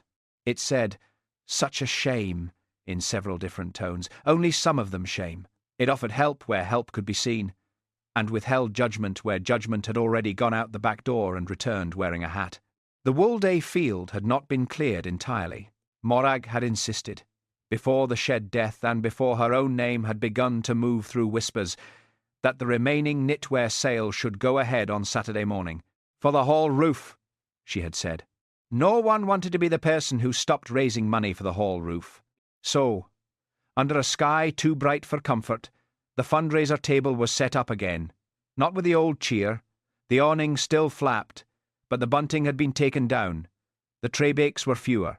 The wool items lay in careful rows. Mittens, shawls, hats, small knitted sheep, skeins of yarn labelled by colour and flock. Some labels had been removed in the night. That was perhaps the most honest thing on the table. Mrs. Patel stood behind the urn with her hands folded at her waist. She had dressed as she always did for public effort, in a cardigan, sensible shoes, and the expression of a woman prepared to forgive people eventually, but not before lunch. Iona MacPhee stood near the spinning wheel, though she was not spinning. Callum Reid had returned from Strathbane late the night before, uncharged but bruised in spirit, which was harder to photograph and therefore less useful to official apologies. He leaned against the fence with his hands in his pockets, keeping himself apart before others could do it for him. The Curry sisters hovered near the raffle tin. Nessie had announced that she was not saying anything, which in Jessie's hands became, "We are saying nothing loudly." Archie McLean helped carry a box of knitwear from the hall and placed it on the table with more care than the items required. Blair arrived last, of course. He came with 2 constables, a cigarette, and the sort of expression that suggested he had decided to take credit for events not yet concluded. His shoes were cleaner than anyone else's, which meant he had not walked through the field by accident. Hamish watched him from beside the stall. Lugs lay across the approach to the table, ensuring that anyone seeking charity first performed humility. Sonsie was nowhere visible, but Hamish had long ago stopped believing absence meant absence. Morag Lennox stood at the centre of the table. She had dressed in her wool-day coat again, the moss-green one, and tied the scarf that had made her look brisk and capable 2 days before. Today, it looked like a costume held together by will. Her face was pale. Her lips had been pressed thin. Still, she greeted everyone. "Thank you for coming. Such a difficult time. We must support the hall." Saskia would have wanted standards maintained. That last sentence was said by no one, but Hamish could feel Morag wanting to say it. She did not. She had not lost all sense. Blair strode toward him. "What's this performance, Macbeth?" "Fundraiser. Don't get clever. I'm trying to keep pace." Blair lowered his voice. "You said you had enough to speak to Lennox." "Ah, yeah. Then speak to her at the station." "No." Blair's eyes narrowed. "No?" The lie was public. The harm was public. Some of the truth needs to be public too. "I run murder inquiries, not parish theatre. That'll be news to your manor." Blair took a step closer, but Hamish had already turned away. He walked to the fundraiser table and stood beside Mrs. Patel. The murmur of the small crowd faded a little. Not because Hamish demanded silence. He never had the voice for it. But people knew the feel of a moment arriving. Chairs stopped scraping. The urn hissed. Somewhere behind the hall, a gull laughed rudely, as if providing commentary. Morag looked at Hamish. "What are you doing?" "Clearing something up. If this is about the committee accounts, it can wait." "No," said Hamish. "It started here. It can begin ending here." Her hand went to the edge of the table. Blair stepped forward. "Macbeth." Hamish did not look at him. Mrs. Patel did not take the missing £27. Mrs. Patel inhaled softly. The crowd shifted. Nessie Curry went pink. Jessie whispered, "We never said—" "You said plenty," Hamish replied, still mild. "So did half the village. Some of it without moving your lips, which is a trick worth charging for." No one laughed, though a few wanted to. Hamish picked up the brown fundraiser envelope from the table. It had been replaced, labelled, and fussed over until it looked more official than money deserved. "The gap was made before Wool Day proper," he said. "A preparation float, small purchases, envelopes, labels, table supplies. Then it was muddled into the day's takings." Morag's voice was dry. "You have no right to discuss committee funds in front of—" "In front of the committee?" Hamish asked. "In front of everyone." "Aye. That is the uncomfortable part." He looked around at the villagers. £27 is not much money unless it is used to stain someone. Then it becomes costly." Mrs. Patel looked down. Her eyes shone, but she did not cry. Hamish continued. The missing money made folk suspicious. First of Mrs. Patel, then Iona, then Anyone quiet enough or poor enough to fit the mood. That mattered. Because by the time Saskia Rowe was killed, this village was ready to believe the easiest story put in front of it. Callum's jaw tightened. Iona stared at the ground. Blair snapped. "Enough sermon! Get to the murder!" Hamish turned to him then. His face was still pleasant. His eyes were not. "I am at the murder." The S in his voice seemed to cut thinner than before. Blair's mouth shut. Hamish placed 3 evidence sleeves on the table. One held a small, clipped corner of yellow plastic. One held another, with fibres still tangled around it. One held pale and coarse wool mixed together. Morag stared at them. Her control did not break. It shrank. Hamish picked up the first sleeve. This was caught in the seam of Saskia Rowe's coat. A clipped corner yellow sheep ear tag. Not a label from the stall. Not a bit of packaging. An ear tag from a flock whose marked line was meant to be kept separate. Archie's voice came from the side. "Ewan Strath's line!" Hamish nodded. His family clips one corner from the tag on that flock. Old habit. Practical. Easy to see. Not something a visitor would know, unless she looked closely. Morag said. "Tags come loose. Everyone knows that." "Aye. And this one came loose in a very interesting place." He lifted the second sleeve. "Sonsie found this in the rear corner of the wool shed." Blair muttered. "We are not relying on a cat." "Wildcat," said Hamish. "That's worse." "It often is. But she went where your officers didn't fit." A faint ripple passed through the crowd. Even fear had room for absurdity. Hamish continued. "This tag corner has wool snagged around it. 2 kinds. One coarse and greasy, from the marked local line. One pale, smoother, 2 clean, the same mixture found inside bales labelled as local." He laid down the sleeve. "Those bales were wrong." Morag's lips parted. He looked at her. "You knew they were wrong." She said nothing. The weights were too uniform. The fibres too even. Callum delivered unidentified clean fibre sacks to the rear shed 2 nights before Wool Day. Iona was told not to look too closely at changed tags. Archie checked Ewan Strath's flock and found missing clipped corner tags and fresh glue where one had been swapped. Several heads turned toward Iona. She did not lift her face. Hamish saw the movement and sharpened at once. "Do not look at her as if she caused what she noticed." The crowd stilled. He let the silence sit. Then he said, "Someone was blending cheap imported fibre with enough true Lochdubh wool to carry the smell, feel, and story. Then it was sold as local. Not a wee polishing of a table. Not making the nicer jars face front. Fraud." The word sounded different in Hamish's voice than it had in Saskia's. From Saskia, it had been a blade. From Hamish, it was a stone laid down. Morag's voice came low. "You think you can say that here? I know I can. You know nothing about what I carried. I know some of it. No." Her face twisted. "No, you do not. You stand there with your soft voice and your lazy dog and let everyone think you are kinder than the rest of us because you never try to build anything." Lugs, hearing himself mentioned, thumped his tail once against the grass. Morag pointed toward the village hall. "That roof has leaked for years." People laughed. They brought bowls and jokes. I filled forms. I begged. I phoned. I sat with accounts until midnight. I made buyers listen to us. I made Lochdubh look like more than damp cottages and men leaning on gates. No one interrupted. Her voice rose. "And yes, I improved the wool. That is what the world asks. Better finish, softer handle, consistency. You think those boutiques want the truth? They want a label that lets them feel virtuous while paying less than the work costs. I was not stealing from Lochdubh.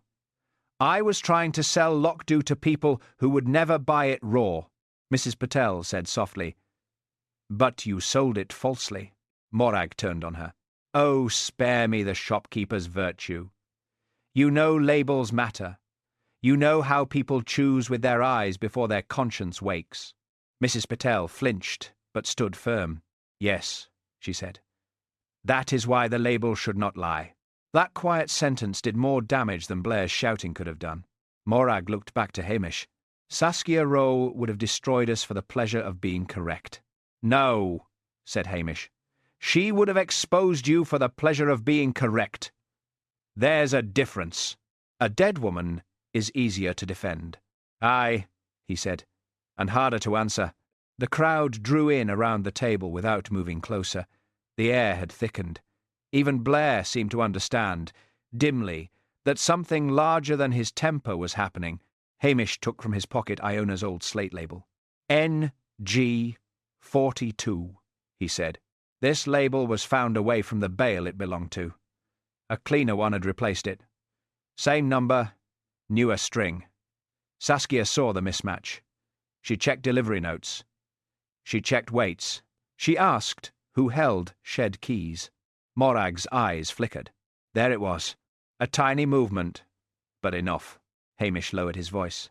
You knew then she had too much. I did not kill her. You arranged the shed for her. No, you unlocked it. She asked to see it. You led her to the rear bales. I showed her stock. You knew the light was out. I did not.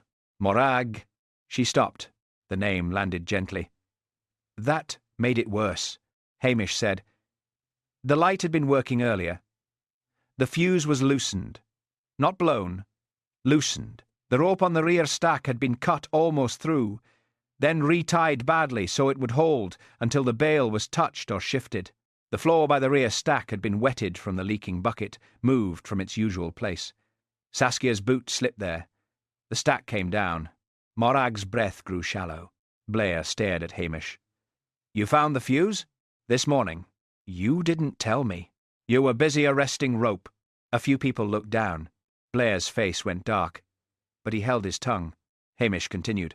It was meant to be an accident. If not accident, then blame would fall where the village had already been taught to look. Callum, because he had temper and handled bales. Iona, because she was quiet and knew fibre. Mrs. Patel, because the missing envelope had made even kindness look suspect. Morag's hand trembled on the table edge. That is monstrous. Are you? I mean accusing me of it. I know. Callum moved then. Only a step. Did you mean it to be me? He asked. His voice was rough, but not loud. Morag did not look at him. Callum's face changed. Not surprise. Confirmation. You did? He said. You were careless, she snapped. You shout at people. You make yourself easy. The words were so naked that the village seemed to recoil. Callum swallowed. I made myself easy, he repeated. No one answered. Iona looked up at last. And me? Morag's eyes slid toward her. I tried to protect you. Iona laughed once. It was a small, broken sound. No. You tried to use me quiet. Morag flinched as if struck. Blair stepped forward, perhaps sensing the confession forming and wanting to put his boot on it. Morag Lennox. I am arresting you on suspicion of... Wait, said Hamish. Blair exploded. Wait! Are ye mad? Hamish looked at Morag. Where is the rest of the money? She stared. The fundraiser gap, he said. And the payments to keep the blending quiet. Where did it go? I told you. It was expenses. Some. Not all. Her face hardened again, but the hardness had cracks. Hamish said, You paid small favours. Cash to overlook odd deliveries. Cash to replace labels. Cash to cover short lots. Not fortunes, just enough for people to tell themselves it was committee business. He paused. Who else knew? Morag's silence changed. It became protective. Not of Lochdubh now, of someone specific. Hamish followed the silence. Not Mrs. Patel. Not Iona. Callum guessed but didn't know. Archie did know. You and new tags were missing, but not why. His eyes moved toward the hall door. A man stood there, half hidden. Peter Gowan, treasurer of the village hall committee, a narrow-faced retired bank clerk who had spent 2 days making himself invisible by being useful. He had carried chairs, counted cups, fetched spare tape, and spoken to no one unless spoken to first. Hamish had not placed him among the tight centre of suspects because he had not belonged to the wool. That had been the trick. He belonged to the money. "Peter!" Hamish said. The man froze. Morag shut her eyes. Blair turned. "Who the hell is that?" "The Hall Treasurer," said Mrs. Patel. Peter Gowan stepped forward stiffly. "I've done nothing wrong." "That," said Archie, "is never a promising beginning." Peter's face twitched. Hamish said, "You helped with the floats, receipts, envelopes. You made the £27 disappear on paper. It was a correction. It was a distraction." Peter looked around at the village and seemed to shrink beneath the collective stare he had spent years quietly enjoying from behind ledgers. "Morag said it would all balance after the sale." "Morag said many things," Hamish replied. Peter's voice sharpened. "The hall needed the roof. The committee needed money. Everyone complains, no one pays. We had a chance. To Lee. To survive. With other folks' trust." Peter did not answer. Morag whispered, "Peter did not know about Saskia." Hamish believed that. It mattered. Not enough to save her, but enough to keep truth properly sorted. "No," he said. "I don't think he did." Blair, now thoroughly irritated by the presence of an additional culprit not shaped like Callum Reid, pointed at Peter. "Take him too." Peter looked as if his bones had gone hollow. Morag turned toward him. "I told you I would handle it." "You told me no one would check," he said. The sentence finished what remained. Blair's constables moved in. One stood by Peter, one by Morag. Morag did not resist, but when Blair reached for her arm, she pulled back. "I will walk." For once, Blair let her. As she stepped away from the table, her scarf caught on a small knitted sheep. The sheep tipped over. Iona reached out instinctively and righted it. Morag saw the gesture. Something in her face broke then, not loudly. It was worse for being silent. "Iona," she said. Iona's eyes filled, but her voice stayed steady. "No, only that. No forgiveness yet. No comfort arranged for public use. No tidy closing stitch." Morag nodded once, as if accepting a judgment harsher than the law's because it came without drama. Then she walked toward Blair's car. The village watched her go. It was not a satisfying procession. There was no triumph in it. Morag had bullied, lied, cheated, and killed. She had also filled forms, carried tables, remembered birthdays, and once sat all night with a widow whose pipes had burst in January. The problem with guilt was that it did not erase the rest of a person. It only made the rest harder to carry. Peter Gowan followed, grey-faced. Blair paused beside Hamish. "You held back evidence." Hamish looked at him. "You held back thought." Blair's nostrils flared. "I'll write you up. Use joined-up letters." For a second, Blair looked capable of murder himself. Then he turned and stamped away, shouting at the constables to move faster. The cars pulled out. No one spoke until the sound of engines faded up the hill. Then Nessie Curry said, in a voice much smaller than usual, "We did not know." Hamish turned to her. "No," Jessie added. "We only repeated what you liked," said Mrs. Patel. Jessie's mouth closed. Mrs. Patel's voice was not cruel. That made it harder to dodge. Callum pushed away from the fence. "I'll be going." "Callum," said Hamish. The howlier stopped. Hamish faced the crowd. Callum Reid did not kill Saskia Rowe. He did not steal the fundraiser money. He hauled what he was told and guessed too little, which is not the same as murder. Callum stared at the mud. It was perhaps the first public kindness he had received in 2 days, and he looked as if he did not know where to put it. Hamish turned to Iona. Iona McPhee did not steal from this table. She did not harm Saskia Rowe. She saw what others missed and paid for it in whispers. Iona's mouth trembled. Mrs. Patel reached out and took her hand. That simple act moved through the village more strongly than any speech. Nessie Curry looked at Jessie. Jessie looked at the tin of raffle tickets. Then Nessie, stiff with the pain of behaving well, said, "Iona, if you would ever like tea," Jessie added, "without questions." Nessie glanced at her. With fewer questions. With fewer. Jessie agreed. It was not enough. It was something. Archie cleared his throat.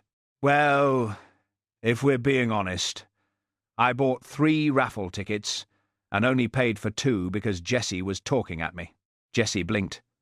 That is not my fault. It may be a shared responsibility, said Archie, and put a £1 coin on the table. A fragile, uncertain sound moved through the crowd. Not laughter exactly. The memory of it. Mrs. Patel looked at the coin. The ticket price is 50p. Keep the change, Archie said. For the roof. Or public morals. Lugs, sensing a loosening in the air, rolled onto his side in the middle of the path and exposed his stomach to charity. Sonsie appeared then from beneath the table, carrying what looked suspiciously like a corner of scone. Mrs. Patel starred. That was covered. Sonsie vanished. Hamish said, No system is perfect. For the first time that morning, Mrs. Patel smiled.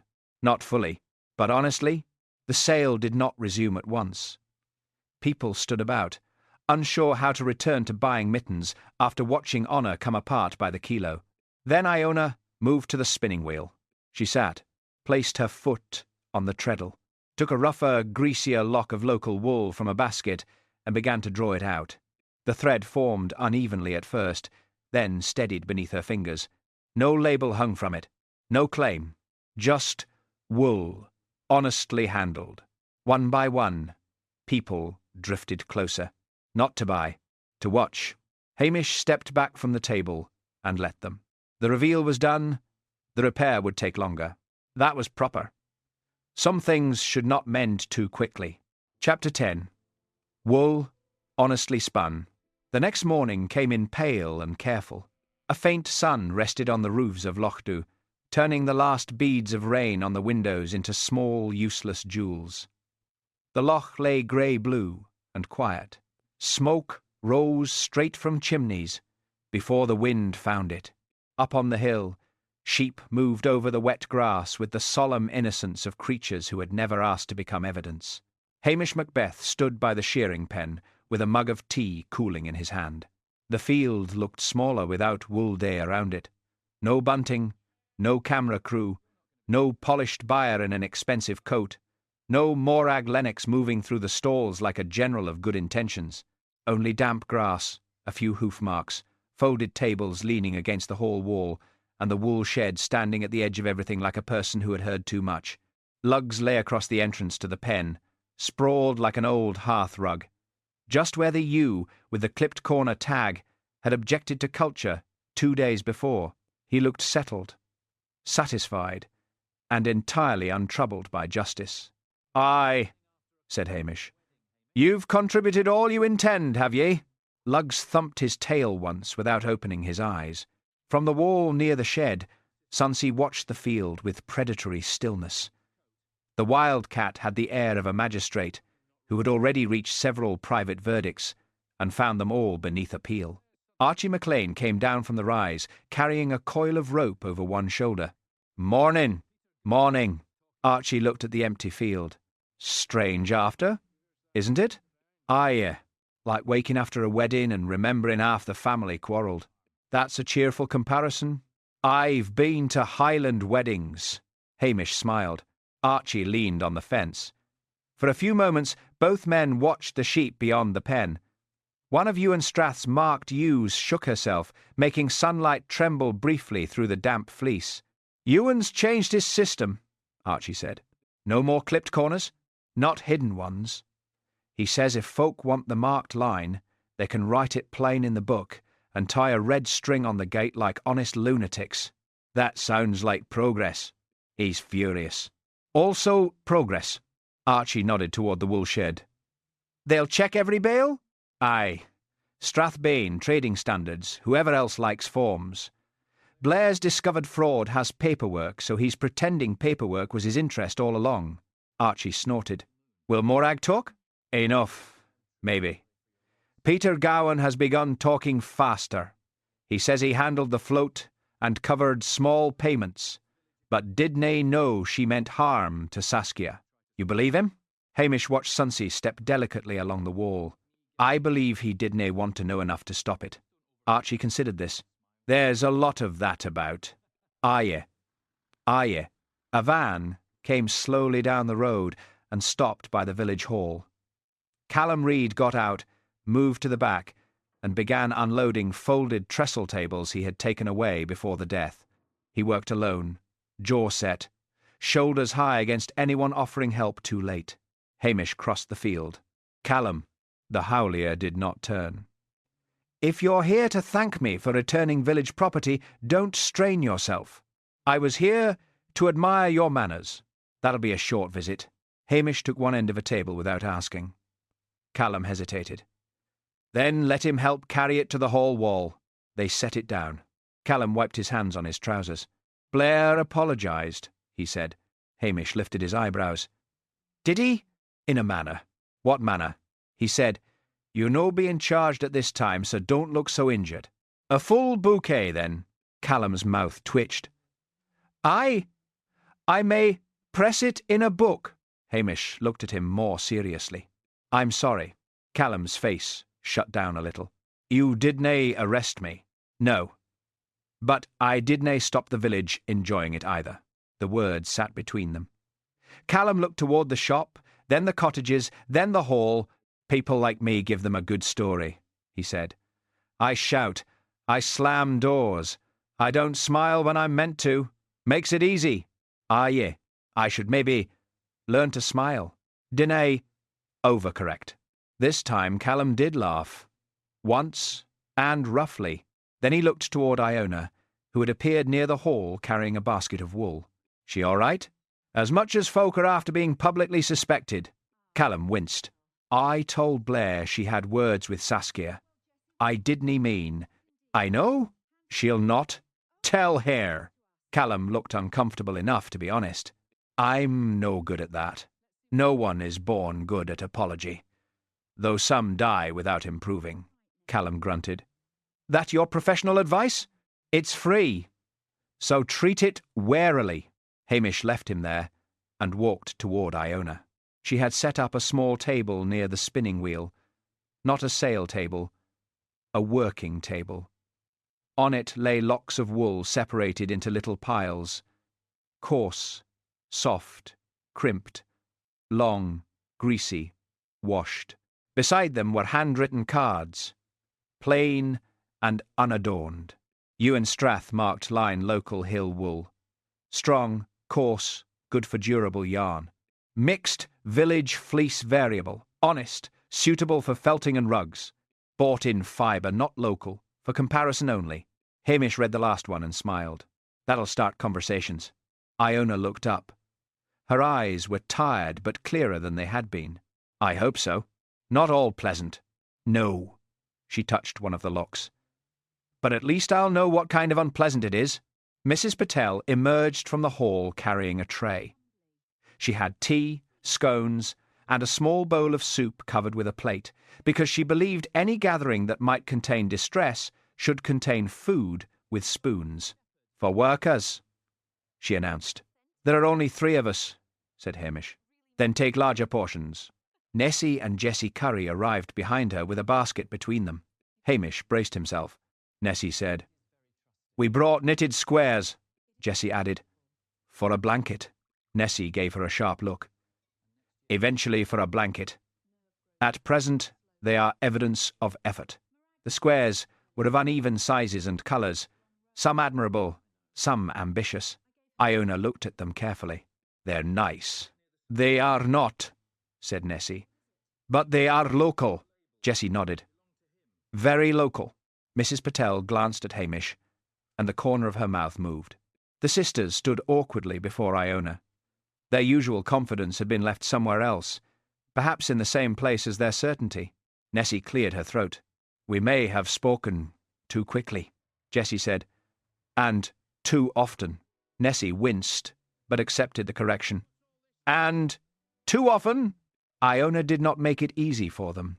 She did not smile and say it was nothing. It had not been nothing. The village needed fewer lies of comfort. After a moment she said, I heard. Nessie's face reddened. Jessie looked at the basket. "We are sorry," Jessie said, and for once she did not repeat it as gossip, but offered it as speech. Iona nodded. "Thank you. That was all. It was enough for the moment."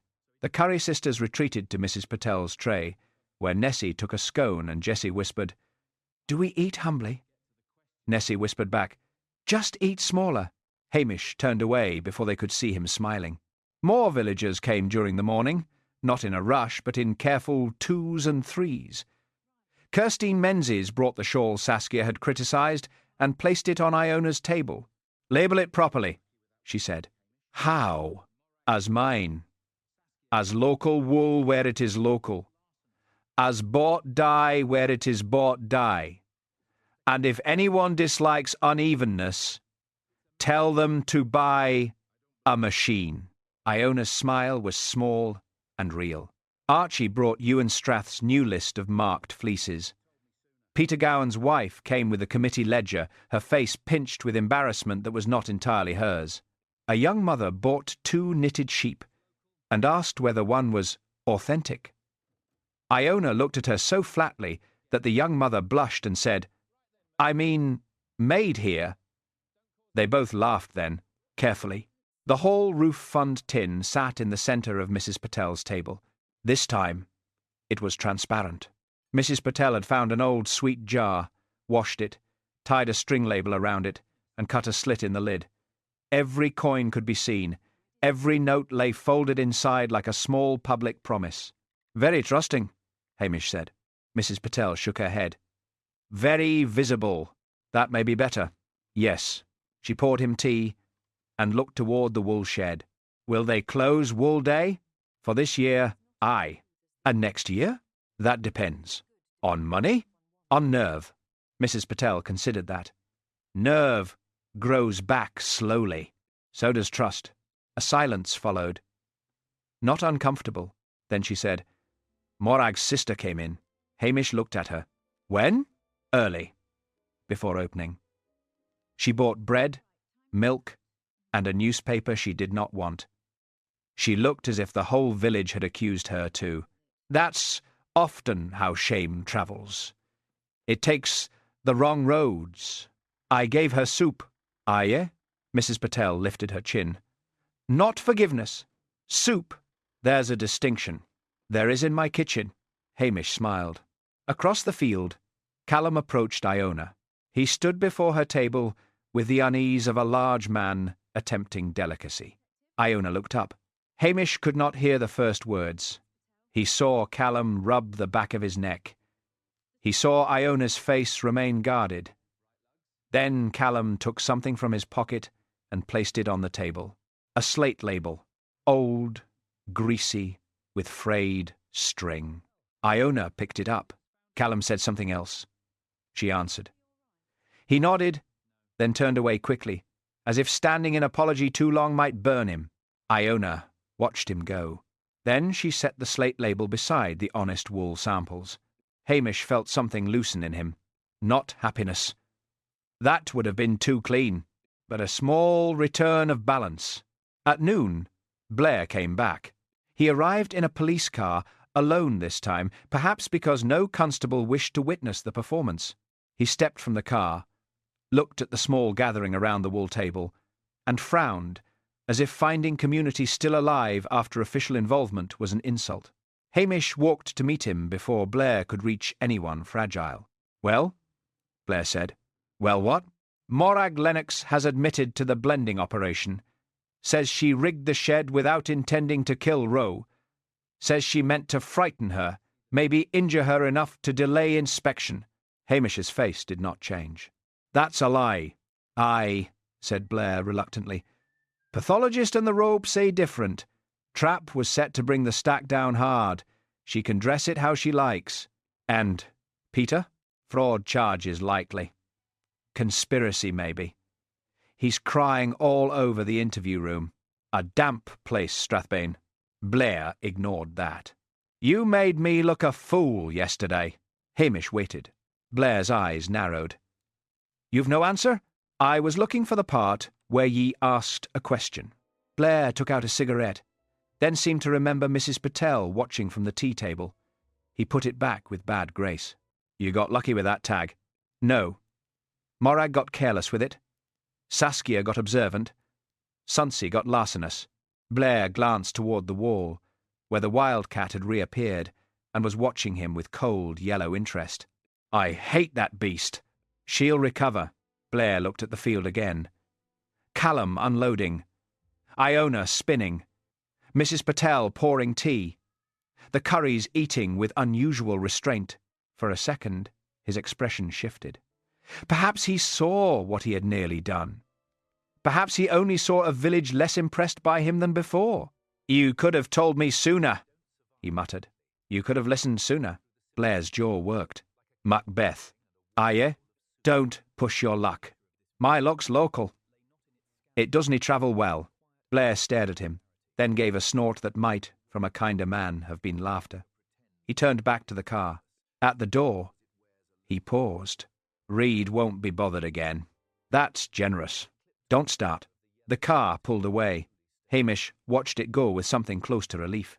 Behind him, Lugs barked once. Not at Blair. At a scone. By mid-afternoon, the small gathering had become something neither festival, nor market, nor apology. It was simply people standing around wool and telling the truth about it. That fleece was coarse. That one was part local. That dye came from Inverness. That shawl had a crooked edge because Kirstine's wrist ached in winter.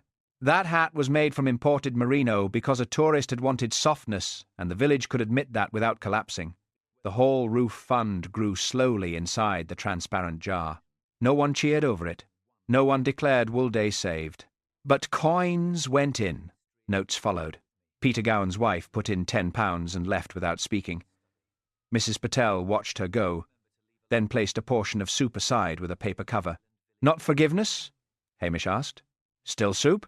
She said. As the light began to thin, Iona sat spinning by the pen. This time she used Ewan Strath's marked wool, the strong, coarse line with the clipped corner history now written plainly on the card beside her. The yarn came out uneven in places, alive beneath her fingers. A visitor from the next village said, It's not as smooth as the other. No, Iona said. Is that good? It depends what you want. What would you use it for? Iona thought. Something that has to last. Hamish, standing nearby, heard it and looked toward the wool shed. Something that has to last. Trust, perhaps. Not reputation. Reputation was a label. It could be printed, polished, tied on with string, and sold to anyone not looking closely. Trust was rougher. It scratched. It took weather. It showed its burrs. It did not always feel premium in the hand, but it lasted if people stopped trying to make it look like something else. By evening, the field emptied again. The tables were put away. The transparent jar went to Mrs. Patel for counting with 2 witnesses and 1 unnecessary curry sister who insisted that moral repair required supervision. The wool samples were packed in separate bags, labelled in Iona's careful hand. Callum loaded the last chair into his van and drove off with a lifted hand rather than a shout. Archie walked up the hill toward Ewan Strath's fields. Mrs. Patel locked the hall and pressed a wrapped parcel into Hamish's hands. Scones, she said. For you. Not him. Lugs looked at her. For both, she amended. But because I choose it, not because he steals. Lugs wagged his tail, accepting the legal framework. Sonsie slipped past them, carrying something that looked like a ribbon from the dismantled bunting. Hamish watched her vanish into the grass. She'll make a nest of evidence yet, he said. Mrs. Patel looked across the darkening field. Will we be all right? It was not a simple question, and he respected her too much to make it one. No, for a while, he said. Then differently.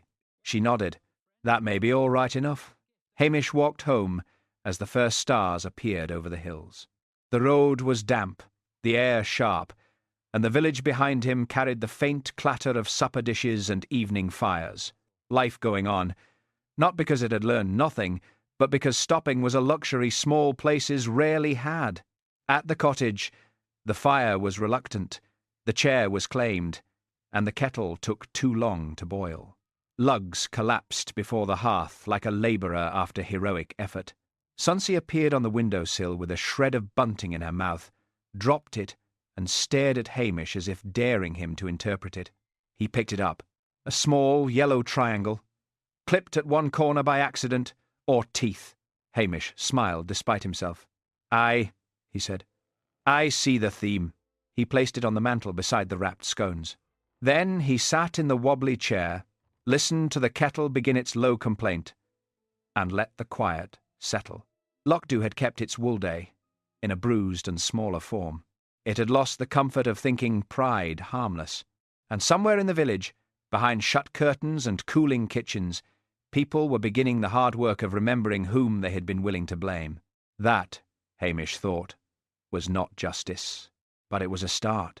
Lochdubh survived wool day, as villages tend to survive most things. Not neatly, not nobly every minute, but with kettles boiling, soup appearing on doorsteps, and people finding small ways to say what they are too proud to put into words. Yet something had changed.